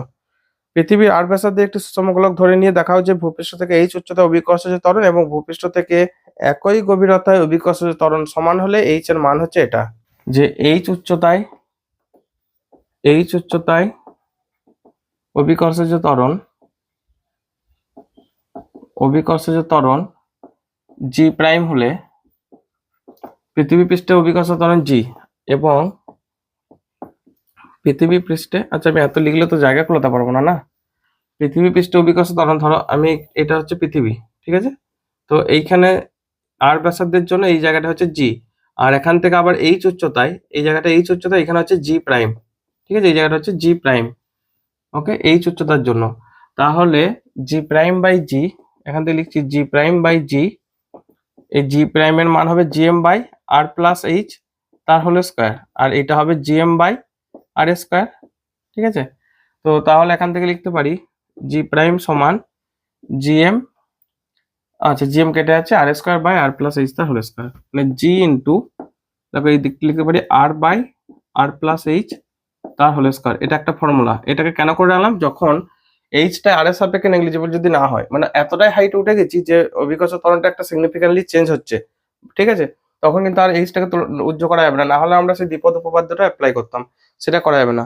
আর একটা বলেছে ওই একই গভীরতা অভিকর্ষ ত্বরণের মান সমান, তাহলে এইখান থেকে এই ধরো এই জায়গাটা করে ধরো, আমি বললাম এই জায়গাটা এইচ গভীরতায়, মানে এখান থেকে এটা যে গভীরতা সবকিছু মাপা হবে কিন্তু ভূপৃষ্ঠ থেকে। ঠিক আছে, আমি ছবিটা মুছে দিচ্ছি, খুব একটা ভালো হয়নি, তোমরা বুঝে নাও যে এটা যদি পৃথিবী হয়, এটা ধরো পৃথিবী, তাহলে এখান থেকে যতটা গভীরতা এইচ, এখান থেকে ততটা হাইট এইচ। ঠিক আছে, এখানে হচ্ছে জি প্রাইম, এই জায়গাটা ধরো আমি লিখলাম জি ডবল প্রাইম। ওকে, এটা লিখবো। তাহলে এইচ গভীরতায় অভিকর্ষজ ত্বরণ এটা একটাই মান হয়। ঠিক আছে, এটা যেমন দু রকম মান আসতে পারে, একটা এইচটা যদি নেগলিজিবল হয় আর এর সাপেক্ষে, মানে পৃথিবীর ব্যাসার্ধ থেকে অনেক ছোট হলে সেটা একরকম, আর যদি তুলনীয় হয় একরকম, তখন এটা, আর এটার ক্ষেত্রে একটাই মান জি প্রাইম সমান জি ইন্টু 1 - h/r। এটা তো করা যায় কিভাবে কোশ্চেনটা বলো তো? এই যে জায়গাটা, এটাকে একটা খোলক ধরে নেওয়া যায়, আর এটা একটা r - h ব্যাসার্ধের একটা গোলীয় জাস্ট বস্তু বা পৃথিবীকে এইভাবে ভেবে নে। আর এই খোলকটার জন্য দেখানো যায়, যদি খোলকটা ঠিকঠাক আঁকা হলো না, খোলকটার জন্য দেখানো যায় যে এর ভিতরে কোনো মানে r - h বেধের যে একটা খোলক তৈরি করছে, সরি h বেধের যে একটা খোলক তৈরি করছে, আর একটা r - h বেধে একটা r - h ব্যাসার্ধে একটা গোলক তৈরি করছে। গোলকটার জন্য আছে, খোলকটার জন্য নেই, মানে খোলকটার জন্য যে অভিকর্ষ ত্বরণের মানটা 0, এটা গণনা করে দেখানো যায়, যেটা তো আমাদের আউট অফ সিলেবাস করে দিয়েছে। ঠিক আছে, তাহলে এখন বলেছে দুটোই সমান, তাহলে জি প্রাইম সমান জি ডবল প্রাইম। তাহলে এখান থেকে দেখো জি প্রাইম মানে হচ্ছে জি ইন্টু r/r+h তার whole square equal to G into 1 - h/r। ঠিক আছে, একটু ক্যালকুলেশনে এসো, r² plus 2rh plus h² সমান, জিটা কেটে দিচ্ছি উভয় দিকে। ওকে, তাহলে এটা আসবে r - h/r কোনাকুনি গুণ r³ সমান r - h into r² plus 2rh plus h²। তাহলে এখান থেকে দেখো r³ সমান r - h into r² plus rh plus h²। ঠিক আছে, প্লাস আমি এটাকে এই যে 2rh আছে না এই জায়গাটা, এটাকে ভেঙে নিচ্ছি rh প্লাস rh, তাহলে আরেকটা পড়ে থাকবে r - h ইন্টু rh। ওকে, কেন করলাম, এটা একটা ফর্মুলা চলে আসছে। তাহলে এখান থেকে r³ সমান, এটা দেখো a - b square plus ab plus b square, car formula হয় a³ - b³, তাহলে r³ - h³ plus r² minus rh², বা এখান থেকে r³ কাটিয়ে দাও, উভয় দিকে একটা h কেটে যাচ্ছে, r² প্লাস rh সমান 0। ওকে, ax² plus bx plus c formula চলে এসছে না, সিদ্ধার্থাচার্য উপপাদ্য। অতএব h সমান মাইনাস b, তার মানে আচ্ছা এটাকে আরেকটু সাজিয়ে নিচ্ছি, h² plus rh minus r² সমান 0। এখানে এটা হচ্ছে দেখো তুলনা করে ax² plus bx plus c, minus b মানে minus r, plus minus root over b square মানে r² মাইনাস 4 ইন্টু এখানে a মানে 1 আছে, সেই ax² আমি একটু লিখে রাখছি দরকার হলে, ax² plus bx plus c equal to 0, এই যে দ্বিঘাত সমীকরণ, তো সেখান থেকে তুলনা করো c মানে হচ্ছে minus r² by twice a 2 into 1। Okay, তাহলে এখান থেকে দেখো, এখান থেকে পাচ্ছি minus r plus minus r² plus 4r² মানে r ইন্টু √5/2 সমান, আমরা কি করতে পারি, √5 এর মান দেখো বড়, তো তাহলে r এর মান নেগেটিভ হয়ে যাবে, r can not be negative, r not equal to negative R কি, আমি হালকা করে লিখলাম, তোমরা লিখে দেবে ভাষায় যে r নেগেটিভ হতে পারে না, ব্যাসার্ধ নেগেটিভ হয় না। ওকে, ব্যাসার্ধ মানে কোনো কিছু ব্যাসার্ধ 5 মিটার, নট -5 মিটার এরকম বলা হয় না, তাহলে এটা -2 নেবো না +2 নেবো, তাহলে √5 মাইনাস r বাই 2, তাহলে r by 2 √5 minus 1, √5 minus 1, r by 2 √5 minus 1, এটাই তো, r বাই 2 √5 মাইনাস 1। ঠিক আছে, এটাই দেখাতে বলেছে আর কি, আমি আর কথা এই তো এখানে লিখে দিচ্ছি। অতএব h সমান √5 মাইনাস 1 ইন্টু r বাই 2, এটাই প্রমাণ করতে বলেছে। ঠিক আছে, প্রুফড, এখানে লিখে দেবে প্রুফড। এখানে খেয়াল করো আমি কিন্তু এইচটাকে উজ্জ্বল করে দিইনি, এইচটাকে উজ্জ্বল করলে কিন্তু প্রবলেম হয়ে যাবে, তখন কিন্তু এটা আসবে না, বুঝেছো? পরের কোশ্চেন এসো। ওকে, এবার দেখে নাও, স্ক্রিনশট নিয়ে নাও একটু নাহলে। ওকে, পরেরটাই 6 দাগ কমপ্লিট। 7 দাগ, স্পর্শকোণ বলতে কি বোঝায়? স্পর্শকোণ কাকে বলে? যে একটা ধরো দণ্ডকে কোনো তরলের মধ্যে নিমজ্জিত করেছি, এখানে দুটো আমি দণ্ড দেখাইছি, একটাতে হচ্ছে জল, এটা জল, এটা হচ্ছে পারদে, ধরো কাঁচদণ্ড, এটা উভয়, এটা আর এটা উভয় হচ্ছে কাঁচ। ওকে, কাঁচদণ্ড যাদেরকে একটাতে জলে একটা পাদে ডুবাইছি। তো তোমরা বলবে কি, এই যে দেখো এই সারফেস টেনশনের ক্ষেত্রে কি একটা অ্যাডহেসিভ ফোর্স একটা কোহেসিভ ফোর্স, মানে কাঁচের সাথে এই জলের যে অণুগুলোর আকর্ষণ বল সেটা হচ্ছে অ্যাডহেসিভ ফোর্স বা আসঞ্জন বল, আর জলের অণুগুলো নিজেদের মধ্যে আকর্ষণ বল কিংবা কাঁচের অণুগুলো নিজেদের মধ্যে আকর্ষণ বল এটা হচ্ছে সংশক্তি বল বা কোহেসিভ ফোর্স। তো এই জন্য এই অ্যাডহেসিভ ফোর্সের জন্য এই জলটা কিছুটা উপরে উঠে যাচ্ছে, উঠে যাওয়ার জন্য এইখানটা দেখো একটা, এই জায়গাগুলো আমি একধার দেখাচ্ছি, এই জায়গাটা একটা বক্রতা তৈরি করে, ঠিক আছে, মানে কনকেভ টাইপের কথা। এখানে যদি একটা স্পর্শক টানা হয় বা এখানে যদি একটা স্পর্শক টানা হয় তরলের ভিতরে, সেই স্পর্শকটা কঠিনের সাথে যে অ্যাঙ্গেল করছে সেটা হচ্ছে স্পর্শকোণ। বা এইখানেও যদি বলো যে এই পারদের ক্ষেত্রে একটু ডেবে যায়, তাহলে এই জায়গাটায় একটা কার্ভ তৈরি করে, এইখানটাতে তো একটা কার্ভ তৈরি করে, তো এই কার্ভটার উপর যে স্পর্শকটা নেই এই যে তরলের ভিতর এবং দ্বন্দ্বটার সাথে, এটা হচ্ছে কাচদ্বন্দ্বটা, ঠিক আছে, এই কাচদ্বন্দ্বটার সাথে যে অ্যাঙ্গেল করছে এটা হচ্ছে স্পর্শকোণ। তাহলে লিখবে যে কোনো একটি কঠিন দণ্ডকে তরলের মধ্যে নিমজ্জিত করলে তরল ও কঠিনের সংস্পর্শ তলে, এই জায়গাটা হচ্ছে সংস্পর্শ তল, এইখানটা ঠিক আছে টাচ করছে সংস্পর্শ তলে, এবং ওই তরলের কার্ভের উপর অঙ্কিত স্পর্শক কঠিনের সাথে যে কোণ তৈরি করে তরলের মধ্যেই, কিন্তু তরলের মধ্যে কঠিনের সাথে যে কোণ তৈরি করে সেটা হচ্ছে তার স্পর্শ কোণ। দেখো খেয়াল করে এইখানেও অ্যাঙ্গেলটা তরলের মধ্যে দেখাইছি, এই অ্যাঙ্গেলটা তরলের মধ্যে, এই বাইরের অ্যাঙ্গেলটা নয়, কিন্তু তরলের বাইরের অ্যাঙ্গেলটাকে ধরা হবে না, ঠিক আছে, এটা একটু মনে রাখবে। নেক্সট, তারপর বলেছে যে আর ব্যাসার্ধের একটি বড় জলবিন্দুকে ভেঙে ছোট হাতের আর ব্যাসার্ধের n সংখ্যক ছোট সমান আকারের জলবিন্দুতে পরিণত করতে কি পরিমাণ কৃতকার্য যান্ত্রিক কার্য করতে হবে জলের পৃষ্ঠটান টি। আর ব্যাসার্ধের জলকণার পৃষ্ঠতলের ক্ষেত্রফল সমান 4 পাই আর স্কয়ার। অতএব আর ব্যাসার্ধের জলকণার পৃষ্ঠতলের পৃষ্ঠশক্তিটা মানে হচ্ছে ওই যে জলের কণাটাকে, এটা ধরো গলীয় জলকণা, ঠিক আছে, এই গলীয় জলকণাটাকে টান টান করে রেখে ভিতর দিকে তো টানছে, মানে সংশক্তি বলের জন্য তো সব সময় ব্যাসার্ধ বরাবর থেকে টানছে, তাই না, তো টানার জন্য তো গোল করে আটকে রেখেছে, তো তার জন্য একটা এনার্জি স্টোর হয়ে আছে ওর মধ্যে, তো সেই যে এনার্জিটা সেটা হচ্ছে 4 পাই আর স্কয়ার ইন্টু এস। আচ্ছা, এস দিয়েছে না টি দিয়েছে, সারফেস টেনশনটা জলের পৃষ্ঠটান টি দিয়েছে, এখানে টিও লেখা হয় কখনো এসও লেখা হয়, মনে রাখবে এটা, মানে ভুল হওয়ার চান্স নয় এটা আর কি। সারফেস টেনশন এই যে দুটো লেটার আছে না, টিটাও আছে এসটাও আছে, তাই কখনো একে এস দিয়েও ডিনোট করে কখনো বা টি দিয়েও ডিনোট করে, ঠিক আছে। তো এরপর বলেছে যে এটা ভেঙে টুকরো টুকরো হয়ে যাচ্ছে, এই ছোট ছোট ভাগে ভাগ হয়ে যাচ্ছে এন সংখ্যক পার্টিকেল, যাতে প্রত্যেকটা ব্যাসার্ধ হচ্ছে ছোট হাতের আর, এটার বড়টা ব্যাসার্ধ ছিল বড় হাতের আর। ওকে, তো এরা যখন ছোট ভেঙে যাচ্ছে তাহলে প্রত্যেকটা পৃষ্ঠতলটা, মানে তোমরা মনে রাখবে ছোটবেলায় পড়েছো ক্লাস 7-8-এ, যে কোনো জিনিসকে যদি ভেঙে দেওয়া হয় পৃষ্ঠতলটা বেড়ে যায়, এই যে এইটা দেখে মনে হচ্ছে ছোট, এইটা ছোট, এইটাও ছোট, এই যেটা গায়ে হাত বোলানো যাবে আর কি, এইভাবে গায়ে যেমন ফুটবলের বাইরের তলটাকে হাত বোলানো যায় না, তাহলে ওইটা একটা তল, ঠিক আছে।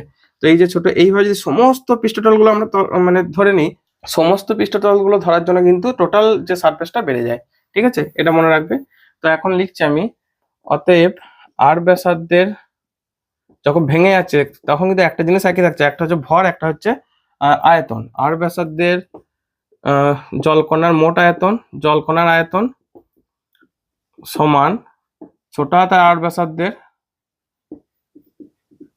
জলকণার মোট আয়তন, ঠিক আছে, মোট আয়তন, আয়তনটা কিন্তু একই আছে কারণ নতুন করে আমি জলকণা যোগও করছি না বা ভেঙে বাদও দিচ্ছি না, তাই আয়তনটা ঠিকই থাকবে। তাহলে এক্ষেত্রে 4/3 পাই ক্যাপিটাল আর কিউব সমান n ইন্টু একটার জন্য কত হয় 4/3 পাই ছোট হাতের আর কিউব, গলীয় তো গোলকের যে ফর্মুলা, তাহলে এখান থেকে আর কিউব সমান n আর কিউব, তাহলে এখান থেকে r সমান n two the power 1/3 into r। ওকে, এটা একটা ফর্মুলা আমরা করে রাখলাম। অতএব ছোট জলকণাগুলোর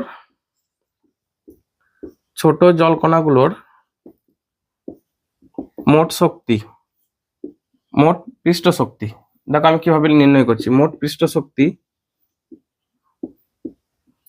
প্রথমে একটার জন্য পৃষ্ঠতলের ক্ষেত্রফল কত 4 পাই আর স্কয়ার ইন্টু টোটাল এনার্জি, তাহলে আমরা জানি যে সারফেস টেনশনের সাথে এরিয়াটা গুণ করলে পৃষ্ঠ শক্তি পাওয়া যায়, তাহলে একটার জন্য একক ক্ষেত্রফলে হচ্ছে তার যে শক্তি সেটা হচ্ছে টি, আর 4 পাই আর স্কয়ারের জন্য এটা, তাহলে একটার জন্য এটা হলো, তাহলে এন সংখ্যকের জন্য ইন্টু এন, ঠিক আছে। তো অতএব খেয়াল করে এটা কিন্তু সবসময় বেশি হয়, আমি আগেই বলেছি ভেঙে গেলে পৃষ্ঠ শক্তি বাড়ে, ভেঙে যাওয়ার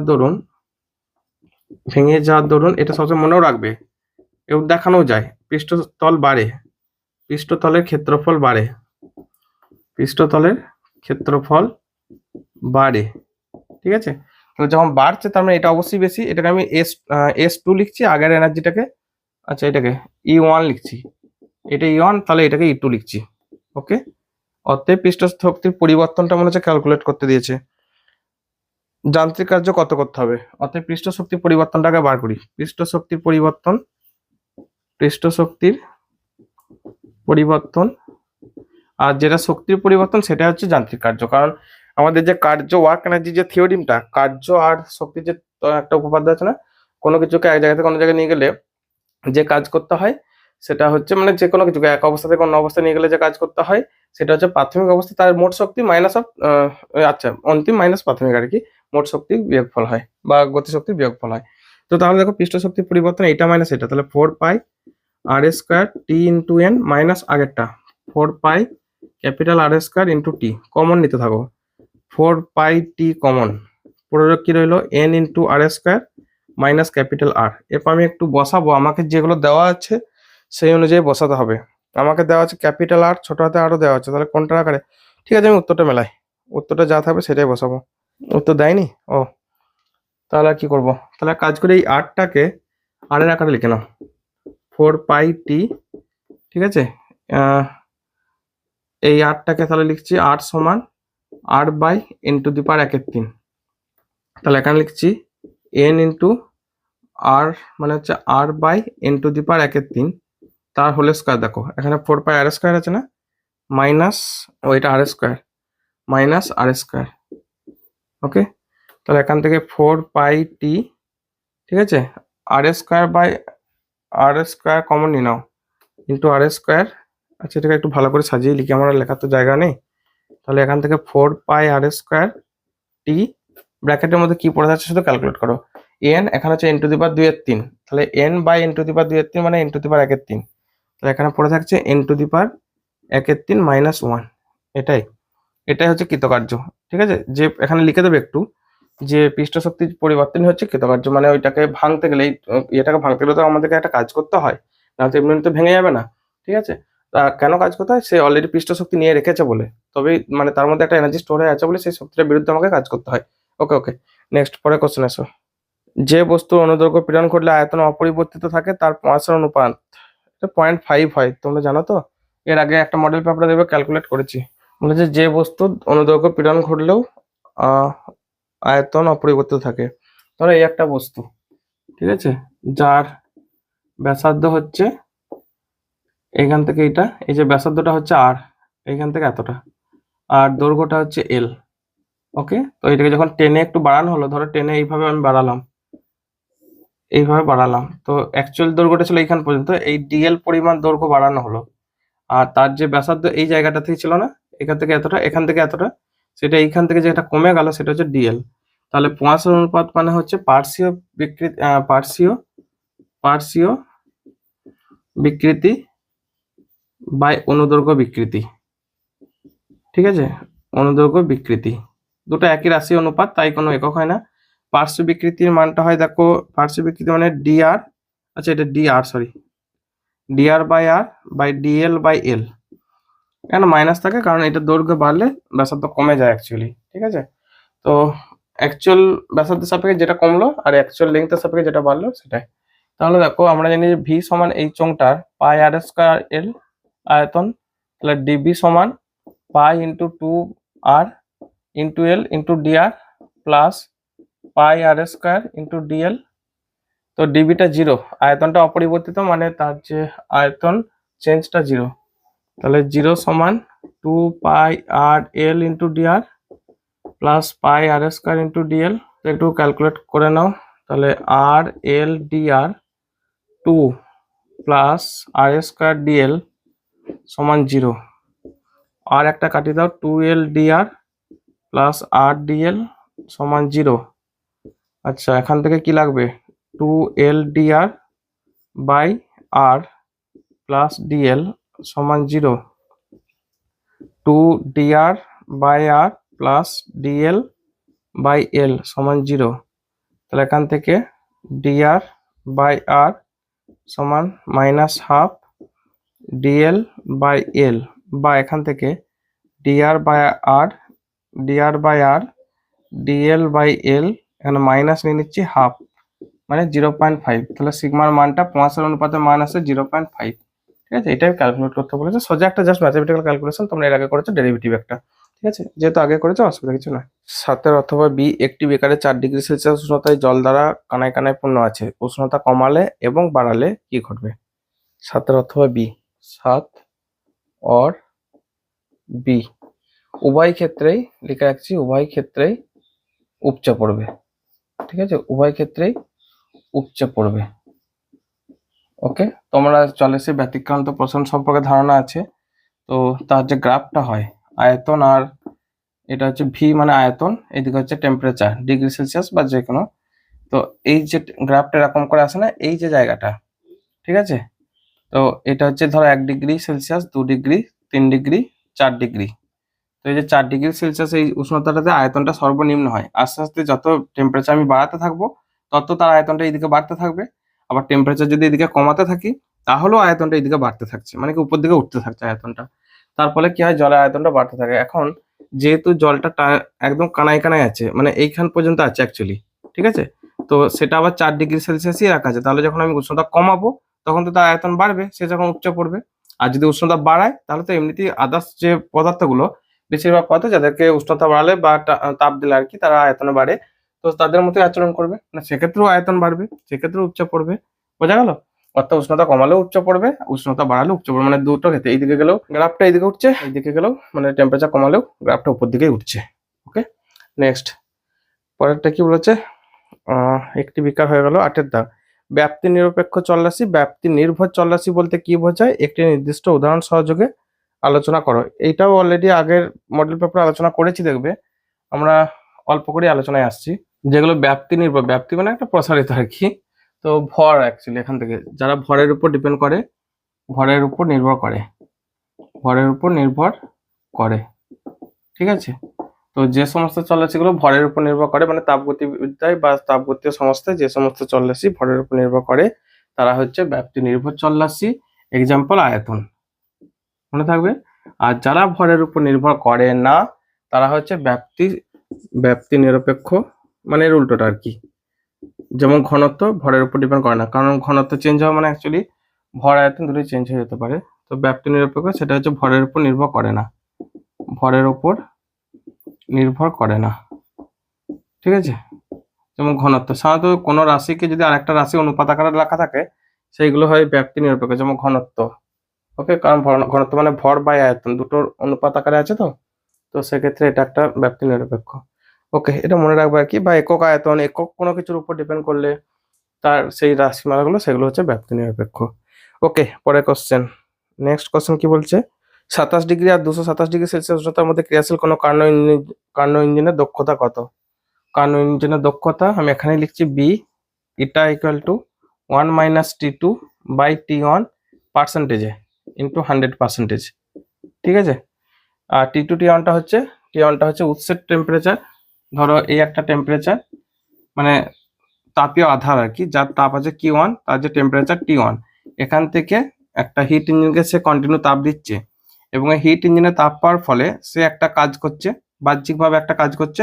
আর অতিরিক্ত যেটুকু মানে হিট থাকতে থাকে, এটা Q1টা এখানে আসছে, যে এখানে Q1 না ধরে এখানে Q1 ধরছি, তো সেক্ষেত্রে Q2 বেরিয়ে যাচ্ছে।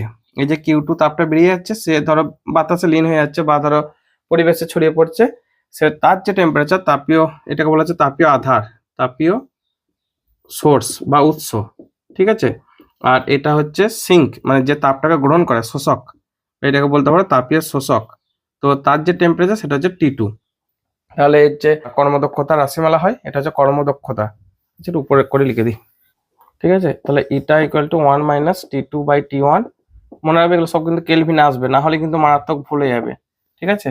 এখানে T2টা বলেছে দেখো, আর T1টা বলেছে একটা 27 ডিগ্রি সেলসিয়াস, এটা বলেছে 227 ডিগ্রি সেলসিয়াস। ভালো করে দেখে নাও, 27 আর 227 সবসময় যেটা বেশি সেটা তো হিটটা বেশি, তাহলে সেই তো তাপীয় আধার হিসাবে কাজ করবে। তো এটাকে করে না 227 প্লাস 273 কেলভিন, তাহলে হবে 7 আর 3 10, 7 আর 2 9 1 10, 2 4 500 কেলভিন। আর এটা হবে 300 কেলভিন, মানে 273 যোগ করে দিচ্ছে আর কি, ঠিক আছে। তাহলে এখান থেকে বার করে নাও 1 মাইনাস T2 মানে হচ্ছে তোমার কোনটা হবে তাপীয় সোর্স, এইটা 300, আর এটা হবে 500 ইন্টু 100%। তাহলে এটা হবে 1 মাইনাস 300/5 মানে 3/5 ইন্টু 100%। ওকে, এটা হচ্ছে দেখো 2/5 ইন্টু 100%। ওকে, পরের কোশ্চেন কি বলছে, পদার্থ লেখচিত্রে একটি 1 মোল দ্বিপরমাণুক আদর্শ গ্যাসের আবর্ত প্রক্রিয়া দেখানো হলো। এবি একটি রুদ্ধতাপ প্রক্রিয়া যার মাধ্যমে গ্যাসের আয়তন 32 গুণ বেড়ে যায়। গ্যাসটির প্রাথমিক তাপমাত্রা 927°C হলে এবি প্রক্রিয়াকৃত কার্য, সিএ প্রক্রিয়াকৃত কার্য আর সমগ্র প্রক্রিয়ায় মোট 1800 ক্যালোরি তাপ শোষিত হলে বিসি প্রক্রিয়াকৃত কার্যের মান নির্ণয় করো। মানে কোশ্চেনটা অনেকটা বড় কোশ্চেন, পরবর্তী টাইম শেষ। এ বিন্দুতে টি এ ইকুয়াল টু 927°C, এটাকে কেলভিন করে নেবো কি, যদি লাগে তো করে নেবো, ঠিক আছে। আর 927 আর 273 যোগ করো না, 1200 কেলভিন, 1200 কেলভিন, ঠিক আছে। আচ্ছা, টি বিটা কত হবে সেটা আমাদের বার করে নিতে হবে। আচ্ছা, ভি এটা বলে দিয়েছে দেখো, ভি এ তে ভলিউমটা ভি, তাহলে ভি বি তে ভলিউমটা হবে 32 ভি, মানে তার 32 গুণ, ঠিক আছে। আচ্ছা, এখানটা লিখবো না কারণ গ্রাফটাতে ঢাকা যাচ্ছে। ভি বিটা হচ্ছে 32 ভি। এখন একটা রুদ্ধতাপ প্রক্রিয়া একটা ফর্মুলা আছে না, রুদ্ধতাপীয় প্রক্রিয়ায় কি ফর্মুলাটা, T into V to the power gamma minus 1 equal to constant, T into V to the power gamma minus 1 সমান কনস্ট্যান্ট, তাই তো। তাহলে এখান থেকে দেখো আমরা টিবি তে টেম্পারেচারটা বার করে নেবো, T A into V A to the power gamma minus 1, T B V B to the power gamma minus 1। তাহলে টি এটা বলেছে দেখো 1200, ভিটা আছে V to the power gamma minus 1, T বিটা দেখো বলে দিয়েছে কত জানি না, টি বি মানে বি তে যে টেম্পারেচার, ভিবিটা হচ্ছে 32 V whole to the power gamma minus 1, তো V to the power gamma minus 1টা ক্যান্সেল, তাহলে 1200 সমান TB into 32 to the power gamma minus 1। আচ্ছা, গামার মানটা একটা বলে দিয়েছে, কি বলে দিয়েছে বলতো, যে একটি 1 মোল দ্বিপরমাণুক আদর্শ গ্যাস, তাহলে গামার মানটা হয় দ্বিপরমাণুকের জন্য গামা সমান 1 প্লাস 2/f 1 প্লাস 2/5 সমান 7/5, ঠিক আছে, দ্বিপরমাণুকের জন্য, দ্বিপরমাণুক। ওকে, তো এই মানটা বসাও, ঠিক আছে। তাহলে এখান থেকে দেখো 1200 সমান TB into 32 to the power 7/5 minus 1 মানে 32 টু দি পাওয়ার 2/5, ঠিক আছে। 32 মানে 2 to the power 5 whole to the power 2/5, তাহলে এটা হবে 2 টু দি পাওয়ার 5 5 কেটে গিয়ে 2 স্কয়ার মানে 4। তাহলে এখান থেকে কি পাচ্ছি, 4 টিবি সমান 1200, অর্থাৎ টিবি এর মানটা হচ্ছে দেখো 300 কেলভিন। এত তথ্য আমরা পেয়ে গেছি, টি এর মানটা অলরেডি 1200 কেলভিন এই জায়গাটা, টিবিটা 300 কেলভিন। তাহলে রুদ্ধতাপ প্রক্রিয়া এবি পথে কৃতকার্য ডব্লিউ-এ-বি, রুদ্ধতাপ প্রক্রিয়া কৃতকার্যের রাশিমালা কি হয়, এটার ফর্মুলা হয় আর বাই গামা মাইনাস 1 টি1 মাইনাস টি2, ঠিক আছে। আমি রাশিমালাগুলো বসেছি, আর এর যে এসআই পদ্ধতিতে মান 2 calorie mole inverse degree Celsius inverse, এই যে মানটা দিয়েছে আমি এককটা লিখছি না, তাহলে 2 ইন্টু 8 4.2 ধরে নাও, মানে 1 ক্যালোরি মানে তো 4.2 জুল বা 4.14 জুল, তাহলে এই মানটাকে ধরে নাও 8.4 জুল, তারপরে ওই মোল ইনভার্স কেলভিন ইনভার্স যেগুলো থাকে আর কি, এই আকারে লিখে নাও জুল। তাহলে এই মানটা আসছে দেখো 8.4 ইন্টু 900 ভাজিত 0.4, 18,900 জুল, ঠিক আছে। এই মানটা আমরা পাচ্ছি 18,900 জুল। এখানে বলে রাখি উত্তরটা ভুল আছে, তোমরা উত্তরটা খুঁজে পাবে এর পরের যে একটা মডেল পেপার, আমরা এখন সলিউশন করছি 2 নম্বর মডেল পেপার, ওখানে আছে 4 নম্বর যে মডেল পেপারে দেখো হুবহু 8-এর দাগেতে অঙ্কটা আছে, একদম হুবহু সেম, ওখানে দেখো সঠিক অ্যান্সারটা দেওয়া আছে, ঠিক আছে। মডেল পেপার 4-এর সঠিক অ্যান্সার এটা লিখেছি, মডেল পেপার 4, এইখানেতে কিন্তু সঠিক অ্যান্সারটা দেওয়া আছে, তোমরা 8-এর দাগে কোশ্চেনেতে গিয়ে মানে একটু সার্চ করে নেবে, ঠিক আছে। নেক্সট কি বলেছে, যে সিএ প্রক্রিয়ায় কৃতকার্যের মান কত, সিএটা খোঁজো, সি থেকে এ, দেখো এখানে ভলিউমটা চেঞ্জ হচ্ছে কি, এর পরিপ্রেক্ষিতে ভলিউম মানে এটা ভি, এইখানেও ভলিউমটা ভি, মানে এই জায়গাটা যদি আমরা ডট ডট টানি তাহলে এইখানে ভি, সি এর জন্য ভলিউমটা ভি, এর জন্য ভলিউমটা ভি, তাহলে এখান থেকে আমরা লিখছি। আচ্ছা, আমি একটা অ্যান্সার লিখে রাখছি, এটা অ্যান্সারগুলো লেখা থাক, না হলে আবার খুঁজে পাবো না, ঠিক আছে। এটা ফর্মুলাটা লেখা রইলো। তো এখানে 1-এর দাগ হয়ে গেছে, 2-এর দাগ করছে আর কি। তো সি এ প্রক্রিয়ায় কৃতকার্য পি ডি ভি, ভিটা তো চেঞ্জ হয়নি, পি ইন্টু 0, তাহলে 0, মানে ভিটা দেখো এখান থেকে এই দিকে গেলে তবে তো ভিটা চেঞ্জ হবে, ভিটা তো এই বরাবরই প্লট করেছি, তাই না? তো সেক্ষেত্রে 0। একের অ্যান্সারটা এসছে 18,900 জুল। ঠিক আছে, এটা হচ্ছে WAB, এবি পথে কৃতকার্য। আচ্ছা, আরেকটা কথা বলে দিয়েছে যে যদি সমগ্র প্রক্রিয়া 1800 ক্যালোরি তাপ শোষিত হয়, বিসি প্রক্রিয়া কৃতকার্যের মান কত? ঠিক আছে, তাহলে এই দিকগুলো একটু মুছে দিই। 3 নম্বর কোশ্চেনটার ক্ষেত্রে টোটাল যে মানে তাপ দিয়েছে, তাপগতিবিদ্যার প্রথম সূত্র WAB, WBC, WCA, তাই তো? মানে মোট যতটা কাজ দেবে, যদি আভ্যন্তরীণ শক্তি পরিবর্তন হয়ে যায় তারপরে বাকিটা তো পুরোটা কাজ করবে, তাহলে পুরো এনার্জিটা ধরে নিচ্ছে, এখানে আভ্যন্তরীণ পরিবর্তন 0ই, টোটাল এনার্জির সাথে মানে টোটাল কৃতকার্য সমান WAB পেয়ে গেছি 18,900, WCA টা পেয়েছি 0, আর WBC টা বার করতে হবে +0। আর তোমরা ক্যালোরিটাকে এক কাজ করো, 1800 মানে উত্তর মেলানোর জন্য জুলে করে নিচ্ছি, 4.2 করে নাও। তাহলে এখান থেকে WBC সমান 1800 ইন্টু 4.2 মাইনাস 18,900, তাহলে এটা আসছে দেখো -11,340 জুল। ঠিক আছে, উত্তরটা পুরোপুরি মিলে গেছে। তোমরা এই যে বললাম মডেল পেপার 4, ওখানে 8-এর দাগে কোশ্চেনটাতে দেখো পেয়ে যাবে, ভালো করে উত্তরটা সুন্দর দেওয়া হচ্ছে। ওকে, পরের কোশ্চেন এসো। তাহলে এটা মনে রাখবে, এটা ক্ষেত্রে আমাদের টেম্পারেচারটা এখানকার টেম্পারেচার, এখানে টেম্পারেচার লাগবে, এই যে ফর্মুলাটা। ঠিক আছে, এটা একটু মুখস্থ রাখবে ফর্মুলাটা। তো এই জন্য আমাদেরকে টেম্পারেচারটা আগে বার করে নিতে হয়েছে, তারপর এসছে। ওকে, পরের কোশ্চেন কি বলেছে? নয়া কোশ্চেনে বলেছে এটা কোন উষ্ণতা নয়, কোন উষ্ণতা, কোন উষ্ণতা পরম উষ্ণতা থেকে কম হতে পারে না। আচ্ছা, কোশ্চেনটা একটু বিদ করে দিয়েছে, ঠিকঠাক কোশ্চেনটা দেওয়া নেই। উত্তরটা কোশ্চেনটা অ্যাকচুয়ালি হবে যে কোন উষ্ণতা কি পরম উষ্ণতা থেকে কম হতে পারে কিনা, অথবা কোন উষ্ণতা পরম উষ্ণতা থেকে কম হতে পারে না কেন।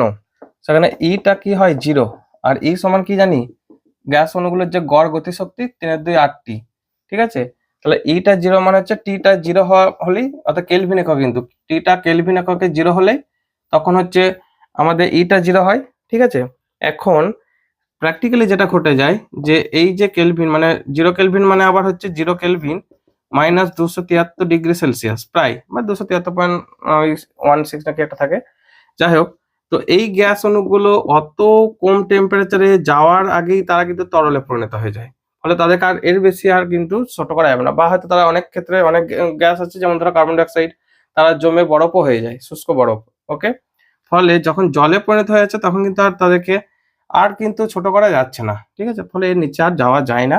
আর নর্মালি যে আমাদের টেম্পারেচার গুলো দেখা যায় যে পরম উষ্ণতা যাওয়ার আগেই তারা তরলে পরিণত হয় বা কঠিনে পরিণত হয়, ফলে ওই টেম্পারেচার পৌঁছাতেই পারে না। যে গ্যাস অণুগুলো, গ্যাস মানে কি, গ্যাসকে গ্যাসই থাকতে হবে, দিয়ে তার অণুগুলো গতিশক্তি 0 আসতে হবে, কিন্তু সেটা হয় না, অত টেম্পারেচার নামা যায় না। ঠিক আছে, নেক্সট পরের কোশ্চেন এসো। 3 মোল এক পরমাণু গ্যাস এবং 1 মোল দ্বিপরমাণু গ্যাস মেশানো হলে মিশ্রণে গামার মান কত? আচ্ছা, গামার যে একটা ফর্মুলা হয়, গামা সমান N1 CP1 plus N2 CP2 by N1 CV1 plus N2 CV2। ঠিক আছে, মানে হচ্ছে সমস্ত পি গুলো একসাথে হবে, ভি গুলো একসাথে, অর্থাৎ সিভি গুলো মানে স্থির চাপে মোলার আপেক্ষিক তাপগুলো একসাথে যোগ হবে, আর স্থির আয়তনে মোলার আপেক্ষিক তাপগুলো একসাথে যোগ হবে। এখন বলে দিয়েছে N1 টা হচ্ছে 3 মোল, ওকে, আর N2 টা হচ্ছে 1 মোল, ওকে। আর একটা দিয়েছে দেখো CP1, আচ্ছা আমি CP1 CP2, সিপি সমান একটা ফর্মুলা হয় দেখো আর বাই গামা মাইনাস 1, সিভিটা হয় দেখো gamma R by gamma minus 1। ঠিক আছে, এখন প্রথমে এটা বলেছে 3 মোল এক পরমাণু গ্যাস, হ্যাঁ, তাহলে এইটার ক্ষেত্রে গামা 1টা হবে দেখো, এটা গামা 1, গামা 1টা হয় দেখো এক পরমাণু, তো তাহলে 1 + 2/3 মানে 5/3, আর গামা 2টা হবে দেখো 1 + 2/f, এফটা হচ্ছে 5 মানে 7/5। ওকে, তাহলে এখান থেকে বার করে নাও CP1 মানে হচ্ছে আর বাই গামা 1 মাইনাস 1 মানে হবে 5/3 মাইনাস 1 সমান আর বাই 2/3, তাই তো? ওকে, সমান হবে দেখো 3r/2। আর CP2টা বার করে নাও, দেখো CP2টা কত আসছে বার করতে হবে, এগুলো একটু। CP2 মানে হচ্ছে R by gamma 2 minus 1, gamma 2 minus 1 মানে আর বাই গামা 2 7/5 মাইনাস 1 মানে হচ্ছে 2/5 মানে 5r/2। CV1টা বার করে নাও, আর বাই গামা মাইনাস, ও আমরা তো, আচ্ছা আচ্ছা এটা গামা গুণ হবে, তাহলে এক কাজ করি, এটা CV1 এটা CV2। ঠিক আছে, এরপর আমরা CP1 CP2, CP1 তাহলে gamma R by gamma 1 R by gamma 1 minus 1। তো গামা 1টাকে দেখো 5/3, তাহলে 5/3 ইন্টু আর, ঠিক আছে, বাই 5/3 মাইনাস 1 মানে হবে 2/3, 3 কাটে দিলে পরে থাকে দেখো 5/2 আর আর সিপি2টা আসছে দেখো গামা মানে হচ্ছে তোমার কত এসেছিল 7/5, তাহলে 7/5 into R, okay, by 7/5 minus 1 মানে 2/5, আমি আর লিখলাম না। তাহলে এটা হবে 7/2 ইন্টু আর। অনেকগুলো তথ্য, মানে ফর্মুলাটা দেখতে এতটুকু কিন্তু বার করতে হবে তোমাকে অনেকগুলো, ঠিক আছে। তাহলে দেখো এরপর মান বসাতে থাকো। N1 মানে 3 মোল, Cp1 পেয়ে গেছে দেখো, Cp1 হচ্ছে তোমার 5/2 আর, 5/2 আর প্লাস N2টা হচ্ছে 1 মোল, Cp2 মানে হচ্ছে 7/2 আর, ঠিক আছে। আচ্ছা ভি গুলো যোগ হবে, N1 মানে 3 মোল, Cb1 মানে হচ্ছে 3/2 আর, 3/2 আর প্লাস এটা 1 মোল, Cv2 মানে হচ্ছে 5/2 আর, ঠিক আছে। আর গুলো সব কাটিয়ে দাও, তাহলে পরে থাকছে দেখো 15/2 প্লাস 7/2 ডিভাইডেড বাই নিচে আসছে দেখো 9/2 প্লাস 5/2। তাহলে ক্যালকুলেট করো, 15/7 22 নিচে আসছে 9/5 14/2, 22/14 কাটাকাটি করলে 11/7। তাহলে গামার মান পেলাম 11/7, ঠিক আছে। এগুলো কিন্তু বার করতে হবে, মানে এই জায়গাটা অনেক অ্যাকচুয়াল অঙ্কটা তো এখানে নাই, আছে অ্যাকচুয়ালি এই জায়গাটা ঠিকঠাক যদি বার করে নিতে পারো তাহলে এটা এমনিতেই বেরিয়ে যাবে। ওকে, নেক্সট পরের কোশ্চেন এসো। প্রচন্ড ঠান্ডা লাগছে, মানে এক প্রকার শীত করছে আর কি। ওকে, এক প্রকার শীত করছে, দু প্রকার করেনি, বুঝতে পেরেছো? এক প্রকার শীত করছে। পরের কোশ্চেন কি বলেছে, অথবা অথবা টি পরম তাপমাত্রা আদর্শ গ্যাসের একটি গড় গতিশক্তি, এটা বা কি কথা? একটি অণুর গড় গতিশক্তি 3/2 আর বাই এনটি, যেখানে 8 সমান গ্যাস ধ্রুবক, এন অ্যাভোগাড্রোর সংখ্যা, এর থেকে আদর্শ গ্যাসের সমীকরণ নির্ণয় করো। সেটাই বলুক, মানে একটা অণুর বলেছে আর কি। অথবা এটা একটাই দাগ নাম্বার রয়েছে। তো একটি অণুর গড় গতিশক্তি সমান 3/2 আর বাই এন টি, ঠিক আছে। আর এই ধরো জায়গাটার মধ্যে, পাত্রটার মধ্যে এন সংখ্যক অণু আছে, ঠিক আছে, এনটি অণু, মানে সমস্ত অণুগুলোকে ধরা হচ্ছে এনটা অণু। ওকে, তাহলে সমস্ত অণুর জন্য আমরা বার করব। ওকে, এখান থেকে জানতে চেয়েছে যে এর থেকে আদর্শ গ্যাসের সমীকরণ নির্ণয় করো। ও, এমন কিছু দেয়নি। অতএব সমস্ত অণুর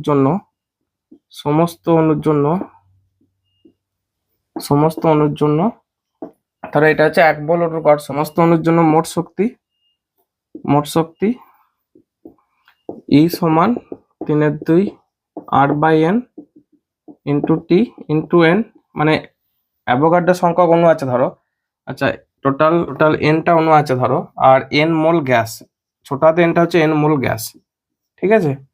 তাহলে অ্যাভোগাড্রো সংখ্যক মানে হচ্ছে সমস্ত অণুর জন্য, অতএব এটা লিখি 1 মোল গ্যাসের সমস্ত অণুর জন্য, মানে 1 মোল মানে কিন্তু 6.022 অ্যাভোগাড্রো সংখ্যক, অর্থাৎ এনটা যে মান 6.022 10⁻23, ঠিক আছে। 1 মোল মানে এতগুলো, তাহলে এটা হচ্ছে এটা, তাহলে এটা হবে 3/2 আরটি। ওকে, এখন দেখো এন মোল গ্যাসের জন্য, অতএব এটা 1 মোল, তো তাহলে এন মোল গ্যাসের জন্য মোট গতিশক্তি ই সমান হবে, আমি এটাকে এই দিয়ে লিখছি, তাহলে এটাকে ই প্রাইম লিখে দাও, ই সমান 3/2 এনআরটি। ওকে, আর ই সমান আমরা কি জানি, হাফ এমসি স্কয়ার সমান হচ্ছে 3/2 এনআরটি, আবার হাফ এমসি স্কয়ার, এম মানে হয় দেখো সি সমান হচ্ছে পি সমান প্রেসারটার রাশিমালা হয় 1/3 রো সি স্কয়ার, তাহলে সি স্কয়ার সমান হবে 3p by rho, half into M এর জায়গায় এম থাকছে, সি স্কয়ার জায়গায় লিখছি 3p বাই গ্যাসের ঘনত্ব, রোটা হচ্ছে গ্যাসের ঘনত্ব, সমান 3/2 এনআরটি, ঠিক আছে। এটা গ্যাসের গতি তত্ত্ব থেকে, গ্যাসের চাপ, এই রাশিমালাটা লাগছে। ওকে, তাহলে এখান থেকে দেখো আমরা একটু কাটাকাটি করবো, এই 3 2 3 2 কাটিয়ে দিচ্ছি, পরে থাকছে কি পি এম বাই রো সমান এনআরটি, আর রো মানেই তো আমরা জানি, রো মানে তো এম বাই ভি, তাহলে ভি মানে লিখতে পারি এম বাই রো, মানে ভর বাই ঘনত্ব মানে তো আয়তন, তাহলে এম বাই রোটাকে লিখছি পিভি, পিভি সমান এনআরটি। এটা আদর্শ গ্যাসের রাশিমালা, ঠিক আছে? এটাতে ব্যাকে নিয়ে আসতে হবে, মানে এই সমস্ত রাশিমালাগুলো থেকে এটাকে নিয়ে আসতে হবে। আচ্ছা, এই সমান 3/2 পিভি, এটাকে লেখা হয় half MC square. Half MV square গতিশক্তি রাশিমালা, এটা তো জানোই। তবে এই সমান হাফ এমসি স্কোয়ার থেকে এটা নিয়ে আসতে হবে, পিভি সমান এনআরটি, ঠিক আছে? এন মোল গ্যাসের জন্য প্রথমে 1 মোল একটা অণু করে এইভাবে দিয়েছিল। 0.1 কেজি ভরের একটি সরল দোলগতি সম্পন্ন কণার বিস্তার 0.1 মিটার। মধ্য অবস্থান অতিক্রম করার সময় কণার গতিশক্তি এত জুল হলে কণাটির পর্যায়কাল কত নির্ণয় করো। তো এই মধ্য অবস্থান মানে এটাকে যখন এই দিক থেকে এইভাবে দুলতে দুলতে যখন এটা ওভারকাম করছে, মানে অতিক্রম করছে, সেটা ক্ষেত্রে তার গতিশক্তি। তো গতিশক্তির রাশিমালাটা মনে আছে, ই সমান half M omega square, half M omega square into A square minus X square. এক্সটা হচ্ছে এখান থেকে কতটা সরণ হয়েছে, ধরো কোনো এক সময় পিণ্ডটা এখানে আছে, তাহলে এখান থেকে এই যে সরণটা সরলরৈখিক, মানে এই দূরত্ব বরাবর আর কি, এটা খুব অল্প বিস্তারের জন্য সরলরৈখিক ধরে নেওয়া হয়। গতিশক্তি এই যে রাশিমালাটা, সেটা হচ্ছে half M omega square into A square minus X square. মধ্য অবস্থানে, মধ্য অবস্থানে সেটাকে আমরা লিখতে পারি, এক্সটা দেখো মধ্য অবস্থান মানে এই মধ্য অবস্থানের সাপেক্ষে সরণটা তো এইদিকে বা এইদিকে, তো মধ্য অবস্থানে এক্সটা 0, অতএব হাফ এম ওমেগা স্কোয়ার এ স্কোয়ার। এই রাশিমালাটা মান দিয়েছে দেখো, একটা দিয়ে দিয়েছে, সেটা হচ্ছে, আচ্ছা ই ধরে নিচ্ছি, গতিশক্তিটা ই, আমাদেরকে টিটা বার করতে হবে। তাহলে হাফ এম ওমেগা মানে 2 পাই বাই টি বা 2 পাই এন, তার whole square into A square সমান ই। আগে রাশিমালাগুলো বার করে নিই। তাহলে এখান থেকে টি স্কোয়ার ওইদিকে যাচ্ছে, মানে M into 4 pi square into A square by 2 E সমান টি স্কোয়ার। আমাদেরকে পর্যায়কালটাই বার করতে বলেছে, তাহলে টি সমান 2 পাই, আচ্ছা 2 pi square M square by E, এটা হচ্ছে গতিশক্তি, ঠিক আছে? তার রুট হয়ে যাবে। এরপর একটু মানগুলো বসে বার করে নাও। 2 পাই স্কোয়ার, এমটা দেখো বলে দিচ্ছে কত কেজি ভর, এখানে দিয়েছে 0.1 কেজি, 0.1 মিটার, 8×10⁻³ তাহলে এটা হচ্ছে 0.1 কেজি, এটা হচ্ছে 0.1 মিটার তার স্কোয়ার, ঠিক আছে? এম স্কোয়ারটা, হ্যাঁ, বাই ইটা বলেছে 8×10⁻³ জুল। গোটাটা রুট করে ক্যালকুলেট করে বার করো, তখন অ্যান্সার চলে আসবে। তো এই মানটা আসছে দেখো √2.467, তাহলে এটাকে রুট করে দাও, root answer 1.57 second, 1.5 second, second এককে আসবে, ঠিক আছে? পর্যায়কাল সবসময় সেকেন্ড এককে আসে। ওকে, উত্তরটা কত আছে? 1.57 সেকেন্ড, ঠিক আছে? নেক্সট পরের কোশ্চেন আসো। 10-এর দাগ ঢুকে গেছি আমরা, আর বেশিক্ষণ নেই, ঠিক আছে? 10-এর এ, 10-এর বি। এক পশলা বৃষ্টি হলে বায়ুতে শব্দের বেগের কোনো পরিবর্তন হয় কি? উত্তরটা এখানে লিখে দিচ্ছি। 10-এর বি, কোথায় লিখি গো? 10-এর বি, আচ্ছা এই জায়গায় লিখছি। হ্যাঁ, চেঞ্জ হয় এবং বৃষ্টির বেগটা মানে শব্দের বেগটা বাড়ে, ঠিক আছে? তার কারণটা হচ্ছে আমাদের যে শব্দের বেগের রাশিমালাটা থাকে দেখো, ভি সমান √, পি বাই রো। তো এই যে 1 বাই রো আছে না, মানে ভি প্রপোর্শন টু 1 বাই √ρ। বৃষ্টি হলে কি হয়, বাতাসের জলীয় বাষ্পটা বাড়ে, আর জলীয় বাষ্পের বাষ্প ঘনত্ব বা আপেক্ষিক ঘনত্ব এটা সেটা কম হয়, ফলে কি হয়, তার ঘনত্বটা কমে যায়, ঠিক আছে? মানে একটা নির্দিষ্ট আয়তনের মধ্যে বাতাস থাকলে যতটা ভর দখল করে, ওই জায়গাটা জলীয় বাষ্প ঢুকে গেলে কিন্তু তার থেকে কম ভর দখল করে। কম হওয়ার জন্য ঘনত্ব কম হয়, আর নিচে ঘনত্ব কম হওয়া মানে বেগটা বেড়ে যাওয়া, ঠিক আছে? তাহলে এক পশলা বৃষ্টি হলে এখানে কি যেন শব্দের বেগ বাড়ে। ওকে, নেক্সট পরের কোশ্চেনে দেখো, আমি যেটা মুখে বললাম ওটা একটু লিখবে আর কি, আমি আর লিখলাম না অত কিছু। যে জলীয় বাষ্প বেড়ে যায় বা বৃষ্টি হলে, জলীয় বাষ্প আপেক্ষিক ঘনত্ব কম, তাই অ্যাকচুয়ালি ঘনত্বটা কমে যায়। ঘনত্ব কমে গেলে এখানে কি বলে, ঘনত্ব কমে যাওয়ার জন্য বেগটা বেড়ে যায়। ওকে, নেক্সট পরের কোশ্চেন দেখো। 10-এর অথবা একটি সনোমিটার তার থেকে 320 হার্জ কম্পাঙ্কের সুর নিঃসৃত হয় যদি তারের টানকে 16:25 অনুপাতে বাড়ানো হয়, তারের দৈর্ঘ্যকে পূর্বের দৈর্ঘ্যে 5 গুণ করা হয়, তবে একই ধরনের তার থেকে নিঃসৃত সুরের কম্পাঙ্ক কত হবে? ওকে, দেখো N1টা হচ্ছে 320 হার্জ, ঠিক আছে? আর বলেছে যে দৈর্ঘ্যটা পূর্বের 5 গুণ, মানে L2টা হচ্ছে 5L1, T1:T2 সমান 16:25, ঠিক আছে? এটা একটু রইলো, বা T1/T2 সমান 16/25। ওকে, আর সনোমিটার ধরে এটা সেই তার তারটা এই জায়গাটা মানে ভর ঝুলছে, এখানটা ওয়েট ঝোলার জন্যই তো টানটা কাজ করছে, টিটা। আর টোটাল যে লেংথটা এই নাইফ এজ থেকে এটা একটা নাইফ এজ ধরো, এই জায়গাটা একটা নাইফ এজ আছে, মানে ধারালো ছুরির মতো। তো এটা হচ্ছে এল দৈর্ঘ্যটা। ওকে, তার যে কম্পাঙ্ক রাশিমালা হয় তখন এন সমান হয় আমরা জানি 1/2L root over of T by M. এই একক দৈর্ঘ্যের ভর তার যেটা এম, ছোট হাতের এম, এটা বলেছে একই আছে। তাহলে N2/N1 রাশিমালা বার করো, 1/2L2 into root T2 by M by 1/2L1 into root T1 by M. একটু আমাদের সাজিয়ে নাও, L1/L2, ঠিক আছে, রুট এম গুলো কেটে যাচ্ছে, T2/T1। তাহলে এখান থেকে কি পেলাম, N2 সমান N1 L1/L2 রুট T2/T1। ওকে, তো এটাকে একটু সাজিয়ে নাও। N1টা বলেছে 320 হাজ, তাহলে 320। L1/L2টা বলেছে 5L1, মানে 5 গুণ দৈর্ঘ্য বাড়াচ্ছি, তাহলে L1/5L1 ইন্টু T2/T1 কত হচ্ছে, এটা 16/25, তাহলে T2/T1 করলে 25/16, 25/16 তার রুট। তাহলে এটাকে কাটিয়ে নাও, 320 ইন্টু 1/5 ইন্টু 5/4, এটাও কেটে যাবে, তাহলে 480। তাহলে এখন কম্পাঙ্ক কত হবে, 80 হার্জ। ঠিক আছে, এটা হার্জ। ওকে, এখন কম্পাঙ্ক হচ্ছে 80 হার্জ। পরের কোশ্চেন, অনুনাদ কি, একটু ভাষায় বলছি সবাই পারবে। যে যখন পরবশ কম্পনে কম্পিত, মানে বাইরে থেকে কোনো ফোর্স অ্যাপ্লাই হচ্ছে, পর্যাবৃত্ত ফোর্স অ্যাপ্লাই করছে, দিয়ে যে কম্পনটা হয় সেটা হচ্ছে পরবশ কম্পন। ঠিক আছে, পরবশ কম্পনে কম্পিত কোনো বস্তু বাইরের বাহ্যিক যে পর্যাবৃত্ত বলের কম্পাঙ্ক আর তার নিজস্ব কম্পাঙ্ক যখন মিলে যায় তখন বস্তুটা সর্বোচ্চ বিস্তারে কম্পিত হয়। এই যে ঘটনাটা, এটা হচ্ছে অনুনাদ। ওকে, তো এটা একটু লিখবে জাস্ট। ঠিক আছে, যেমন রেডিওতে আরো দেখবে যে আমরা যে নবগুলো ঘড়িয়ে ঘড়িয়ে সেট করি না, কত 93.8 মেগাহার্জ বা 50 মেগাহার্জ বা 100.6 মেগাহার্জ যে স্টেশনগুলো আমরা শুনি, তো ওখানকার কম্পাঙ্ক আমাদের কম্পাঙ্ককে মিলিয়ে দিলে তখন ম্যাক্সিমাম হারে আমরা মানে সাউন্ডটাকে সুন্দর শুনতে পাই, নাহলে শঁ শঁ করে আওয়াজ করে। এটা একটা রেডিও ফ্রিকোয়েন্সি বা অনুনাদের উদাহরণ, যেটা তোমরা 12 গিয়ে পড়বে।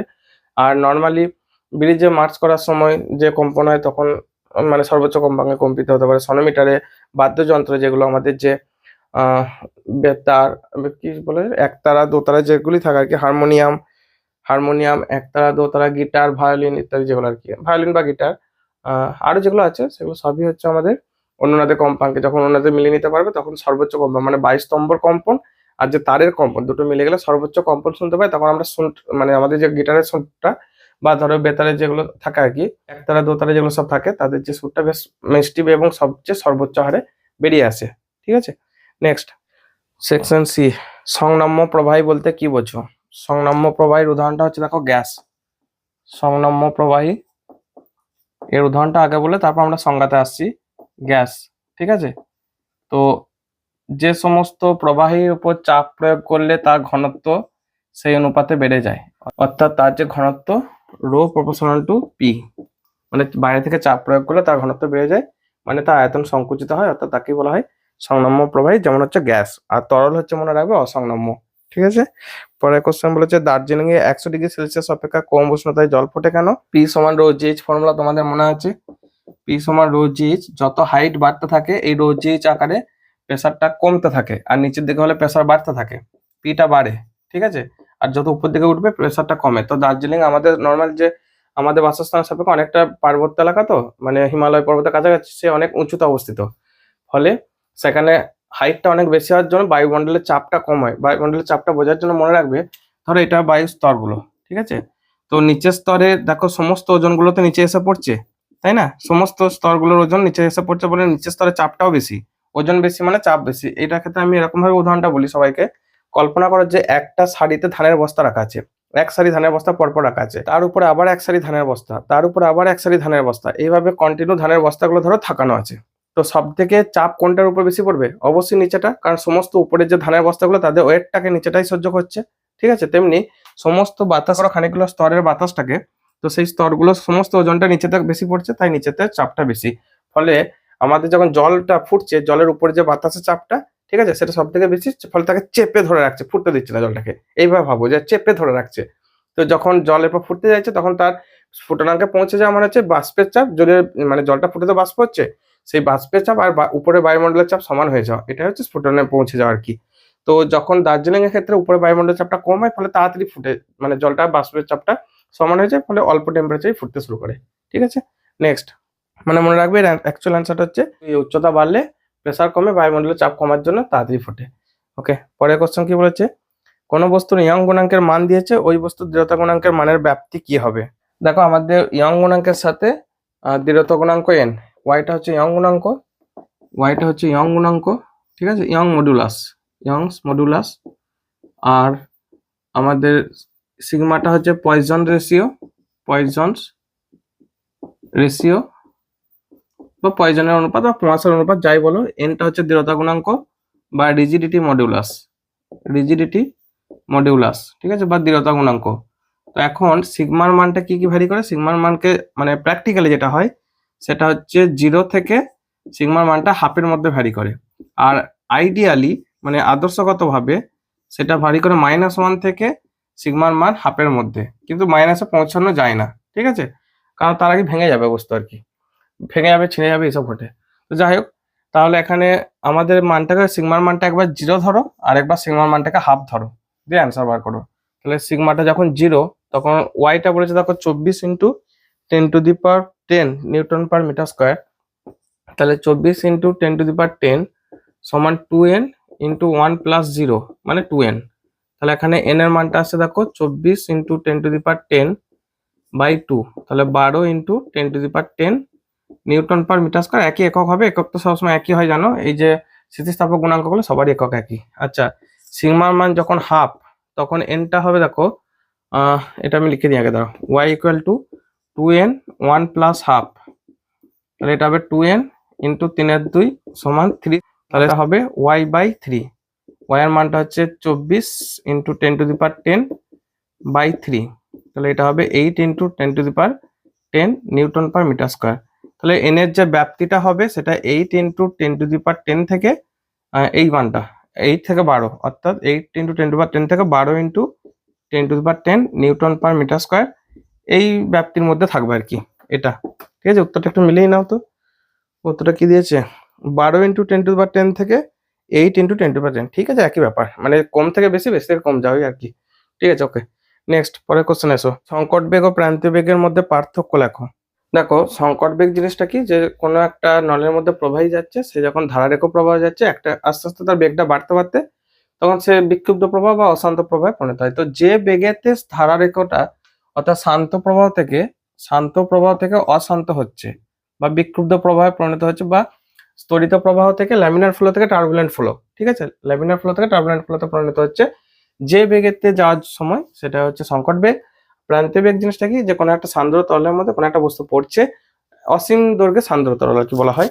তো সেই সময় সে যে একটা কনস্ট্যান্ট বেগ অর্জন করছে ডিউ টু অর্থাৎ কোন কারণে, সেটা হচ্ছে উপর দিকে প্লাবতা বল আর সান্দ্র বল দুটোই উপর দিকে তখন কাজ করছে, সেই যেহেতু নিচের দিকে পড়ছে, তো সেই সময় যে কনস্ট্যান্ট বেগটা, এই যে একটা আসলে বেগটা কনস্ট্যান্ট হয়ে যাচ্ছে, সেটা হচ্ছে তার প্রান্তীয় বেগ। প্রান্তীয় বেগটা ওর ভরের উপর কি বলে, বস্তুর যে ব্যাসার্ধ তার স্কয়ারের সাথে সমানুপাতিক।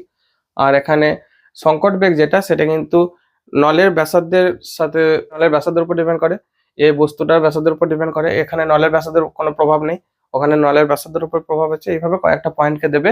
ঠিক আছে, ওকে, পরের কোশ্চেন, কৃষ্ণ বস্তু বিকিরণের ক্ষেত্রে কার্টসফের সূত্রটি বিবৃত করো। দেখো কৃষ্ণ বস্তু বিকিরণের ক্ষেত্রে কার্টসফের সূত্রটা বলছে A/E ইকুয়াল টু কনস্ট্যান্ট। ঠিক আছে, A/E ইকুয়াল টু কনস্ট্যান্ট, যেখানে A ল্যামডাও লেখা হয়, E ল্যামডাও লেখা হয়, মানে হচ্ছে A ল্যামডাটা হচ্ছে অ্যাবজর্বিং, আমি একটু লিখছি আগে, অ্যাবজর্বিং পাওয়ার। ঠিক আছে, ইটা হচ্ছে এমিসিভ পাওয়ার বা এমিশন পাওয়ার, অর্থাৎ কোন একটা কৃষ্ণ বস্তু বা কালো বস্তুর কোন একটা নির্দিষ্ট তরঙ্গ দৈর্ঘ্যের আলোকে, এই জন্য ল্যামডাটা দিয়ে দেওয়া হয়েছে। ঠিক আছে, ল্যামডাটা হচ্ছে নির্দিষ্ট তরঙ্গ দৈর্ঘ্যে, আলো নয়, তড়িৎচুম্বকীয় বিকিরণ আর কি। তো কোন একটা কৃষ্ণ বস্তু তার যে অ্যাবজর্বিং পাওয়ার বা শোষণ ক্ষমতা নির্দিষ্ট তরঙ্গ দৈর্ঘ্যের তড়িৎচুম্বকীয় তরঙ্গ হতে পারে সেটা, তো নির্দিষ্ট তরঙ্গ দৈর্ঘ্যের বর্ণালীকে শোষণ করার যে ক্ষমতা এবং এমিসিভ পাওয়ার অর্থাৎ এমিশন করার যে ক্ষমতা, মানে বিকিরণ করার যে ক্ষমতা, দুটোর যে অনুপাত সেটা সবসময় ধ্রুবক থাকে। এর মানে এটাই, সে যদি ভালো গ্রহণ করতে পারে, মানে ভালো শোষক হয়, তো ভালো বিকিরণও করতে পারবে, কারণ দুটো অনুপাতকে কিন্তু সমান থাকতে হবে অল টাইম। ঠিক আছে, এখান থেকে বলা হয় যে ভালো উত্তম উত্তম বিকিরক উত্তম শোষকের কাজ করবে, উত্তম শোষকের কাজ করে। মানে উত্তম বিকিরক কি হচ্ছে উত্তম শোষক। যেমন ধরো কালো রং, ঠিক আছে, কালো রং কি লিখছি গো, কালো রং, কালো রং যেমন তাপের উত্তম শোষক তেমনি উত্তম বিকিরণও করে। ওকে, এইটা আর কি, এই কথাটা বলেছে লাস্টের দিক। এরপর শেষ করি তাড়াতাড়ি। আচ্ছা, স্টিফেন বোলজম্যানের সূত্র থেকে নিউটনের শীতলীকরণ সূত্রটি প্রতিষ্ঠা করে, এটা অলরেডি করেছি আগের মডেল পেপারে, আরেকবার করাচ্ছি। তোমরা যে কোনো উপায় করতে পারো, অবকলন পদ্ধতিতেও করতে পারো আর নর্মাল উপায়ও করতে পারো। নর্মাল উপায়টাও মোটামুটি সে একই বড় হয়। তো যেহেতু আগের পদ্ধতিতে নর্মাল উপায় করেছি ওইটাতেই করাচ্ছি, তাহলে একরকম পদ্ধতি মনে রাখা তোমাদের জন্য সুবিধাজনক। 11 অর সি, যে স্টিফেন বোলজম্যান সূত্রটা কি বলছে, স্টিফেন বোলজম্যান সূত্র থেকে, বোলজম্যান সূত্র থেকে আমরা কি লিখতে পারি, যে নির্দিষ্ট ক্ষেত্রফলের জুড়ে, তাহলে এটা একটা কৃষ্ণ বস্তু, জাস্ট একটা গোলাকার কৃষ্ণ বস্তু, এ কন্টিনিউ চারদিকে তাপ পাঠাচ্ছে, ঠিক আছে, তাপ বিকিরণ করছে। ওকে, তো এই যে তাপ বিকিরণ করছে সেইখানটা যদি একটা গোলক দিয়ে আটকানো হয়, এই একটা ধরো গোলক, নট বৃত্ত, কিন্তু বৃত্ত নয়, গোলক, ঠিক আছে, ফুটবলকে ভাবো, এটা একটা ফুটবল জাস্ট। তো তার প্রত্যেক এরিয়াতে ক্ষমতা বিকিরণ করছে, প্রত্যেক সেকেন্ডে আর কি, যে এনার্জি বিকিরণ করছে মানে ক্ষমতা বিকিরণ করছে, তার যে রাশিমালাটা সেটা কি হয়, অর্থাৎ এনার্জি ই সমান ই বাই টি, এই রাশিমালাটা হয় দেখো sigma A into T to the power 4, মানে ওই যে বড় গোলকটা টেনেছিলাম তার sigma A into T to the power 4 minus T zero to the power 4। এখানে টিটা হচ্ছে বস্তুর উষ্ণতা, ঠিক আছে, বস্তুর উষ্ণতা, আর টি জিরোটা হচ্ছে চারপাশের উষ্ণতা বা পারিপার্শ্বিক উষ্ণতা, চারিপাশের উষ্ণতা। আমার হাত ঠিকঠাক সরছেও না, এতটা ঠান্ডা লাগছে যে হাতটা ঠিকঠাক মানে কড়া পড়ে যাচ্ছে আর কি, হাতটা শক্ত হয়ে যাচ্ছে। যাক, একটু পরে ড্রেস পরবো, আগে রেকর্ডটা শেষ করি। ঠিক আছে, যখন টিটা খুব ছোট, টি খুব ছোট, মানে টি মাইনাস টি জিরো, এই যে রাশিমালাটা খুব ছোট, ক্ষুদ্র হয়। পারিপার্শ্বিক টেম্পারেচার সাপেক্ষে বস্তুর উষ্ণতা পার্থক্য যখন খুব ছোট হয় তখন আমরা এটাকে লিখছি sigma A into T square minus T zero square, T square plus T zero square. তাহলে এটা হচ্ছে sigma A T plus T zero, T minus T zero, T square plus T zero square. তাহলে এটাকে লিখতে থাকো sigma A T plus T জিরোটাকে to T zero ভাবো, এটাকে টি মাইনাস টি জিরো রাখো, দুটোকে টি জিরো ভাবো, তাহলে টু টি জিরো স্কোয়ার। ঠিক আছে, তাহলে এখান থেকে দেখো দুই দুই গুণ করলে sigma A 4 T zero cube into T minus T zero, এই পুরোটাকে কনস্ট্যান্ট আকারে নিয়ে নাও, তাহলে C T minus T zero. আর এই যে ই বাই টি, এই রাশিমালাটাকে লিখতে পারি ডি কিউ ডিটি। ঠিক আছে, টাইমের সাপেক্ষে তাপ বিকিরণের হার C into T minus T zero, তাহলে D Q dT proportional to T minus T zero. এটাই নিউটনের শীতলীকরণ সূত্র। হ্যাঁ, লিখছি Newton's cooling law, Newton's cooling law. ঠিক আছে, অলরেডি আমাদের ঠান্ডা লাগছে, কুলিং ল লিখতে গিয়ে কুলিং ল বুঝে নেবে, আর লেখার দরকার নেই। ওকে, একই দৈর্ঘ্যে খোলা নলে মূল সুরে কম্পাঙ্ক, বদ্ধ নলে মূল সুরে কম্পাঙ্কের দ্বিগুণ প্রমাণ করো। এটাও আগের মডেল পেপারে এসেছিল, সেখানে আমি খুব ভালো করে বলেছিলাম, দেখবে যতটা সম্ভব যত্ন নিয়ে বলেছি। লাস্টের দাগ চলছে। খোলা নল মানে হচ্ছে দু প্রান্ত খোলা থাকবে, বদ্ধ নল মানে হচ্ছে এক প্রান্ত বদ্ধ আছে, এই দিকটা বদ্ধ আছে আর ওই দিকটা খোলা আছে। ঠিক আছে, আর মনে রাখবে খোলা প্রান্তে সবসময় এই কথাটা শুধু মুখস্থ রাখবে, খোলা প্রান্তে অল টাইম সুস্পন্দ বিন্দু, মানে খোলা মানে কি ফাঁকা, তো ফ্রি পেয়ে যাচ্ছে নিজেকে, ফলে বিস্তারটা বেশি হচ্ছে, সেখানে সুস্পন্দ বিন্দু, এটা হচ্ছে সুস্পন্দ বিন্দু তৈরি হয়। ওকে, সুস্পন্দ বিন্দু। আর বদ্ধ প্রান্তে অল টাইম, বদ্ধ প্রান্তে এটা হচ্ছে নিস্পন্দ বিন্দু, মানে নিস্পন্দ বিন্দু। ঠিক আছে, তো বদ্ধ প্রান্তে কি হয় বলতো, বাধা পায়, তো এইখানে এসে মানে এখানে নড়াচড়া করার জায়গাটা বাধা পায়, ফলে একদিকে অফ হয়ে যায়। সুস্পন্দ নিস্পন্দ ধারণাটা আশা করি আছে। এটা ধরো একটা তার, ঠিক আছে, দুটো প্রান্তে বাঁধা আছে, ধরো দুম করে আমি বেরিয়ে দিলাম, সে তখন এইভাবে লুপ তৈরি করে কাঁপতে থাকবে। তো এইটা আবার যখন প্রতিফলিত হবে, ফের তো ব্যাকে প্রতিফলিত হবে, সেই যে তরঙ্গটা সেটাকে আমি ধরো ডট ডট করে দেখাচ্ছি, এই যে এইভাবে। তো এই যে পয়েন্টগুলো, এই পয়েন্টগুলোতে বিস্তার জিরো, এটা মানে তারের উপরেই আছে, এগুলো হচ্ছে নিস্পন্দ। তাহলে নাম দিচ্ছি আমি এইখানে, এটা হচ্ছে এ, বি, এটা সি, ডি, ই, এফ। ঠিক আছে, তো এই যে এ তে এ, সি, ই এগুলো হচ্ছে সুস্পন্দ, মানে সর্বোচ্চ আকারে বিস্তার লাভ করে লাফাচ্ছে আর কি, কাঁপছে এই জায়গাগুলো, এই পয়েন্টগুলো এই এতটা এতটা এতটা এতটা এইভাবে কাঁপছে। আর এই যে বি পয়েন্ট, বি, ডি এগুলো হচ্ছে নিস্পন্দ, এখানে স্থির আছে ওরা। তো এখন খেয়াল রাখবে শুধু এই কথাটা, যে এই একটা সুস্পন্দ বিন্দু, এই একটা সুস্পন্দ বিন্দু, মাঝে একটা অবশ্যই নিস্পন্দ আসবে। আবার এই একটা নিস্পন্দ বিন্দু, এই একটা নিস্পন্দ বা নোড, দুটো নোডের মাঝে একটা অ্যান্টি নোড মানে একটা সুস্পন্দ বিন্দু আসবেই আসবে।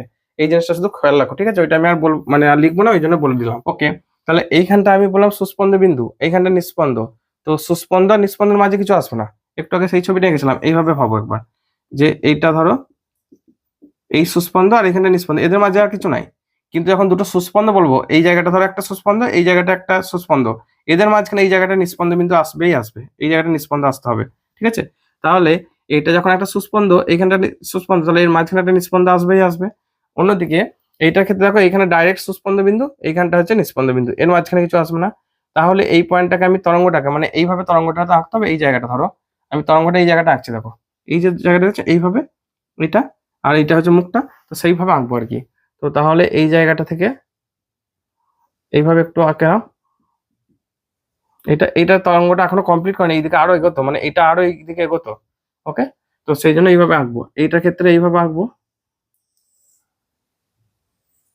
এটা দেখতে আমার ছবিটা হেভি লাগে, এই ছবিটাকে সেই আগেকার যুগে যে ঘড়ি না, বালি ঘড়ি বলা হতো, যেটা উপর থেকে বালিগুলো হর করে পড়তো, কন্টিনিউ পড়তো, দিয়ে টাইমটা কাউন্ট করতো, সেরকম দেখতে। এর ধরো লেংথটা হচ্ছে এল, এরও লেংথটা এল, ঠিক আছে? একই দৈর্ঘ্য বলে দিয়েছে। আচ্ছা, এর ক্ষেত্রে এই একটা সুস্পন্দ একটা নিস্পন্দ, আচ্ছা এই কথাটা আমি বলতে ভুলে গেছি।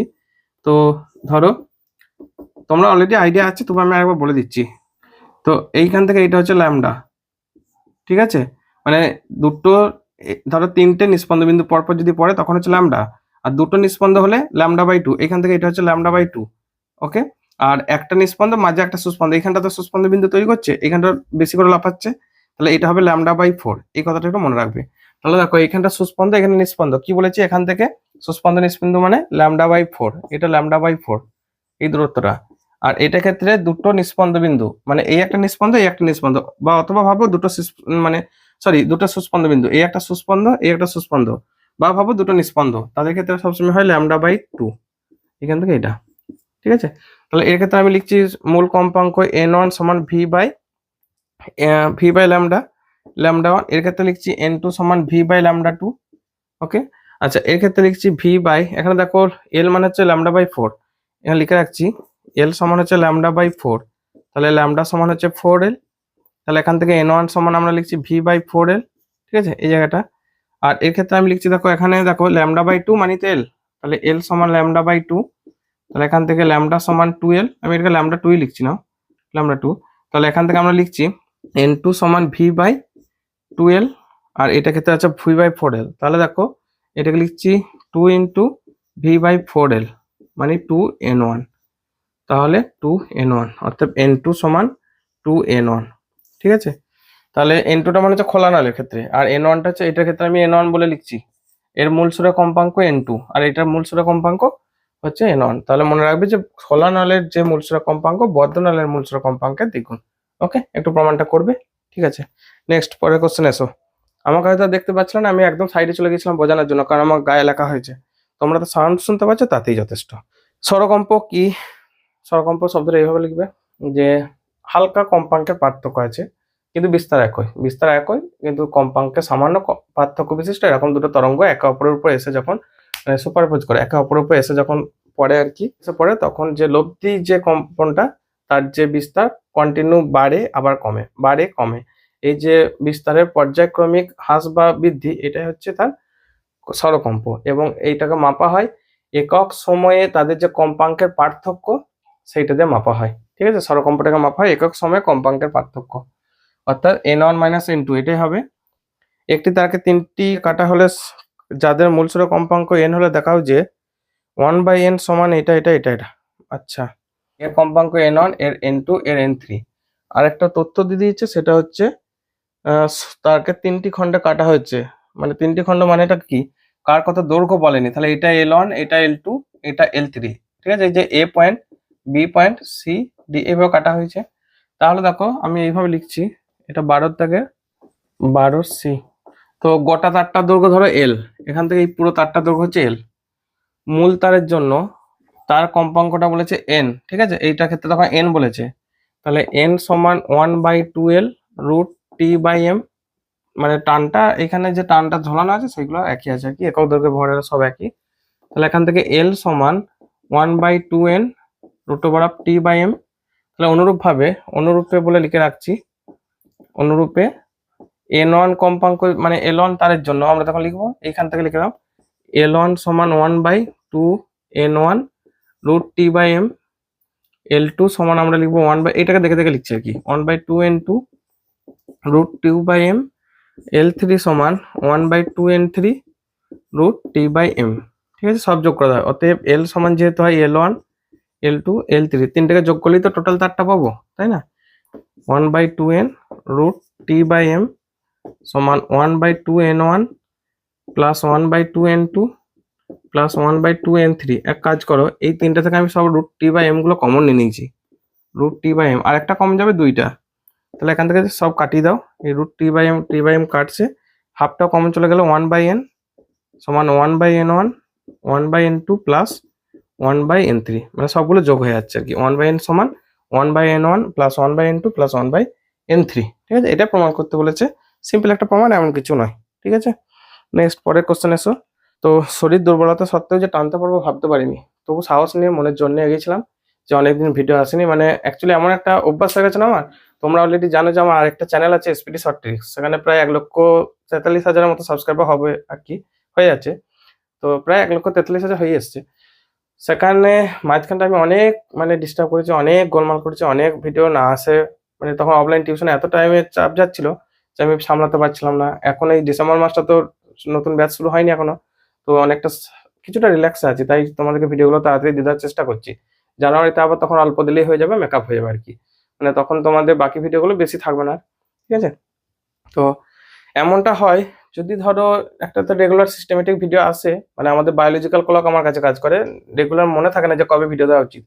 একদিন কি দুদিন পেরিয়ে যাওয়ার পর এরপর তো ভিডিওর ব্যাপার আছে, আমাকে রেকর্ড করতে হবে, আমাকে স্টুডেন্টদের জন্য অপেক্ষা করছে তারা, তাদের মানে আমার দায়িত্ব এটা, তাদেরকে যাতে করে হয়রানি হতে না হয়। আর আমি আগেই বলেছি আমি নিজে যে আমার স্টুডেন্ট লাইফে ফিল করেছি সেই কষ্টটা যাতে না হয়, সেই মানে সেই পরিপ্রেক্ষিতে আমার চ্যানেলটাকে তোমাদের জন্য ক্রিয়েট করা। যে ফিজিক্স আমি যে জায়গাগুলো দুর্বলতাগুলো ফিল করেছি, আমার যখন সলিউশনগুলো পারছিলাম না কেউ করে দিচ্ছিল না, বা স্যারদের কাছে হয়তো যেতে পারছিলাম না, বা হয়তো যেতে গেলে সে আবার 5টা কথা শুনিয়েছে, বিভিন্ন রকম ব্যাপার আর কি, টাকা পয়সার ব্যাপার থাকে, ফিজের ব্যাপার থাকে। তো আমি দেখলাম যে আমি ফ্রিতেই দেবো তোমাদেরকে, যতটা সময় ফ্রিতে মানে আমি প্রোভাইড করবো, এটা আমার টার্গেট ছিল। তো তোমাদের কাছে তো আমি আর ডাইরেক্ট গিয়ে পৌঁছাতে পারবো না, সেক্ষেত্রে ইউটিউব একটা বেস্ট মাধ্যম। ঠিক আছে, আর সরাসরি পৌঁছানো কখনোই সম্ভব নয়, এটা তো বাস্তব জানো। যাই হোক, তো আশা করি তোমাদের যা রেসপন্স, তোমাদের যা ভালোবাসা, কমেন্ট সবগুলো দেখে একটা বুক ভরে যায়। তো তখন মনে হয় যে না, অ্যাজ এ টিচার আমার এটা একটা বড় গুরু দায়িত্ব আর কি, যে আমাকে আসতে হবে। যাই হোক, 7 দিন খুব মানে ভিডিও থেকে দূরে ছিলাম, একটা মন ছটফট করছিল, ওই চ্যানেলেও দূরে থাকতে হচ্ছিল, এই চ্যানেলেও দূরে থাকতে হচ্ছিল। ঠিক আছে, আর ঠান্ডাও লাগছে প্রচন্ড, বিকাল হয়ে এসছে তো খুব ঠান্ডা লাগছে। ওকে, পরেরটা এসো, শেষ হয়ে এসছে। লাল বিচ্যুতি কি? ও এগুলো তো মুখেই বলা যায়, যে কোনো ধরো আলোর বিচ্যুতির ফলে তার যে তরঙ্গ দৈর্ঘ্যের পরিবর্তনটা যদি বাড়তে থাকে, মানে বাড়তে থাকা মানে হচ্ছে লাল আলোর তরঙ্গ দৈর্ঘ্য সব থেকে বেশি, তার মানে হচ্ছে লাল কালারের দিকে শিফট হচ্ছে, এটাকে বলা হয় লাল বিচ্যুতি। আর লাল বিচ্যুতি হলে বলা যায় যে যে কোনো জিনিস সে দূরে সরে যাচ্ছে, এটা বলা যায়। ঠিক আছে, মানে তরঙ্গ দৈর্ঘ্য বাড়ছে তখন। আচ্ছা, মহাবিশ্বের ক্রমাগত প্রসারণ ডবলার ক্রিয়ার মাধ্যমে কিভাবে বোঝা যায়?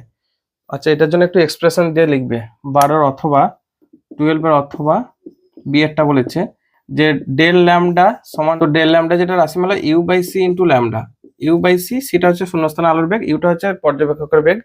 তো এখন যদি ডেল ল্যামডা বাড়তে থাকা মানে হচ্ছে টোটালটা বাড়তে থাকছে, তার মানে হচ্ছে সে আস্তে আস্তে ইউটা বেশি হচ্ছে, ইউটা বাড়ছে মানে সে অ্যাকচুয়ালি দূরে সরে যাচ্ছে, এটা মিনিং এটাই। ঠিক আছে, তো এখান থেকে ব্যাখ্যা হয় যে রেড শিফট যদি হতে থাকে, লাল বিচ্যুতি যদি হয়, তোমরা ওই বইয়ের ডবলার নামটা শুনেছো তোমরা, যে এটা কিন্তু কোনো প্রাকৃতিক ঘটনার মধ্যে, ডবলার বলতে কোনো ঘটনা নয়, ডবলার হচ্ছে অ্যাকচুয়ালি একটা বিজ্ঞানী নাম, অস্ট্রেলিয়ান ম্যাথমেটিশিয়ান অ্যান্ড ফিজিসিস্ট। আমি নামটা তোকে আগেরবার লিখে দিয়েছিলাম, Christian Australian mathematician and physicist. ঠিক আছে, ক্রিশ্চিয়ান অ্যান্ড্রুজ ডবলার। তো তার নাম থেকে তিনি প্রথম এই ঘটনাটা দেখেছিলেন। ঠিক আছে, তার নাম থেকে এটা এসছে, তো তিনি প্রথম দেখেছিলেন বলে আর কি। যাই হোক, সেটা তোমরা ব্যাখ্যাটা মুখে থিওরিতে একটু পারবে, অসুবিধা নেই। নেক্সট পরের কোশ্চেন কি এসছে, লাস্ট কোশ্চেন। একটি গ্যালাক্সি থেকে আসা আলো বৈশিষ্ট্যমূলক তরঙ্গ দৈর্ঘ্য একটি ভ্রমণ উৎস থেকে আসা তরঙ্গ দৈর্ঘ্যের তুলনায় বেশি, গ্যালাক্সিটি কি পৃথিবীর কাছে আসছে না দূরে সরে যাচ্ছে? অবশ্যই দূরে সরে যাচ্ছে। দেখো, ডেল ল্যামডাটা বাড়ছে, বেশি মানে কি ডেল ল্যামডাটা বাড়ছে, অর্থাৎ ল্যামডাটা ইনক্রিজ করছে। তার মানে দূরে সরে যাচ্ছে, ঠিক আছে, দূরে সরে যাচ্ছে। ওকে, এটা ঠিক আছে। তো আজকে ভিডিও শেষ হলো, অনেকদিন অপেক্ষা ছিল তোমরা। এরপর 12 ভিডিও আসবে, 12 গুলো অনেকটা এগিয়েছে, ঠিক আছে, আপাতত শেষ হয়ে গেছে, ঠিক আছে। আর সবশেষে যে কথা তোমাদেরকে বলে থাকি, যে তোমরা যদি নতুন সদস্য হও এই চ্যানেলে, তাহলে অবশ্যই তোমাদের নিজেদের জন্য চ্যানেলটাকে অবশ্যই সাবস্ক্রাইব করে রাখো, যাতে করে পরের ভিডিও যখন আসবে তোমরা যেন তৎক্ষণাৎ পেতে পারো। আর তোমার বন্ধুদেরকেও ভিডিও শেয়ার করে দাও, যারা এখনো পর্যন্ত তোমাদের মধ্যে স্ট্রাগল করে যাচ্ছে, যাতে করে তুমি তাদেরকে একটু হলেও সাহায্য করতে পারো, ঠিক আছে। আর আমাদের ভিডিওতে তোমার কোনো রকম কোনো মতামত, যে কোনো রকম আর কি, তোমার যদি কোনো প্রবলেম হয়, যেহেতু এটা তো প্রবলেম সমাধান, মানে চ্যানেলটার নামই তো হচ্ছে এসপিডি সমাধান, তাই তো। আচ্ছা, তোমাদের কারোর মনে প্রশ্ন জেগেছে নাকি যে এসপিডি কথাটা করতে গেছে? আসলে এটা আমার নাম, আমার মানে আমার নাম থেকে চ্যানেলটা ক্রিয়েট করা হয়েছিল। এর আগেও এসপিডিতে অনেক চ্যানেল আমার ক্রিয়েট হয়েছিল, সেগুলো পরে ডিলিট হয়েছে, সে এক বড় ইতিহাস, ঠিক আছে। আর সব থেকে বড় কথা, ইউটিউবে যে প্রথম আমার পদার্পণ, সেটা ছিল ফিজিক্সের চ্যানেল দিয়ে। সেই চ্যানেলটার নাম ছিল টেক ফিজিক্স হেল্প, এরকম নাম দিয়েছিলাম, টেক ফিজিক্স হেল্প, ঠিক আছে। আরেকবার দিয়েছিলাম টেক ফিজিক্স বাংলা, বাট সেগুলোতে আমি যেভাবে বলছিলাম, তাতে মানুষের মানে স্টুডেন্টরা অতটা আমি মানে রেসপন্স পাচ্ছিলাম না, যে কারণে আমি নিজেই ছেড়ে দিয়েছিলাম, তখন আর ভালো লাগেনি আর কি। পরে ওই ম্যাথ আর রিজনিং নিয়ে কম্পিটিটিভ পরীক্ষার্থীদের জন্য এসপিডি শর্ট ট্রিক্স, সেখান থেকে আমার আইডিয়া মাথায় এলো যে তোমাদের জন্য কোশ্চেন অ্যান্সার টাইপেরই সলভ করবো, যাতে করে সলভ করবো মানে সব সব সমাধান তোমরা হয়তো অনেক জায়গাতে পেয়ে যাচ্ছ, কিন্তু কোশ্চেন ব্যাংক, এবিটি এগুলো হয়তো খুব কম দেখলাম। সেই কথা মাথায় রেখে এসপিডির মানেটা হচ্ছে সু, পি মানে প্রভাত, যদি এটা একসাথে কিন্তু, ঠিক আছে, অর্থাৎ সুপ্রভাত। এটা আমি একটু বলে দিই, অনেকে হয়তো মাথায় থাকবে। ডি মানে আমার নাম, দাস, ঠিক আছে, দাস, নট ড্যাশ, দাস, কিন্তু ড্যাশ বলো না, ঠিক আছে, তাহলে ওইটাই অন্য কিছু বোঝাবে। ওকে, তো কমেন্ট কিন্তু করবে, তোমাদের কথা অবশ্যই আমরা রাখবো, শুনবো, ঠিক আছে। আর যদি ভিডিও ভালো লাগে তাহলে অবশ্যই লাইক করবে, ডিসলাইক তাহলে করো না, যদি ভালো না লাগে তবে ডিসলাইক করবে, মন থেকে যদি সত্যি ভালো না লাগে তবে ডিসলাইক করবে, না হলে শুধু শুধু ডিসলাইক করলে কিন্তু একটু কষ্ট হবে, কোথাও যেন এখানে লাগবে, ঠিক আছে। ওকে, টাটা, বাই বাই।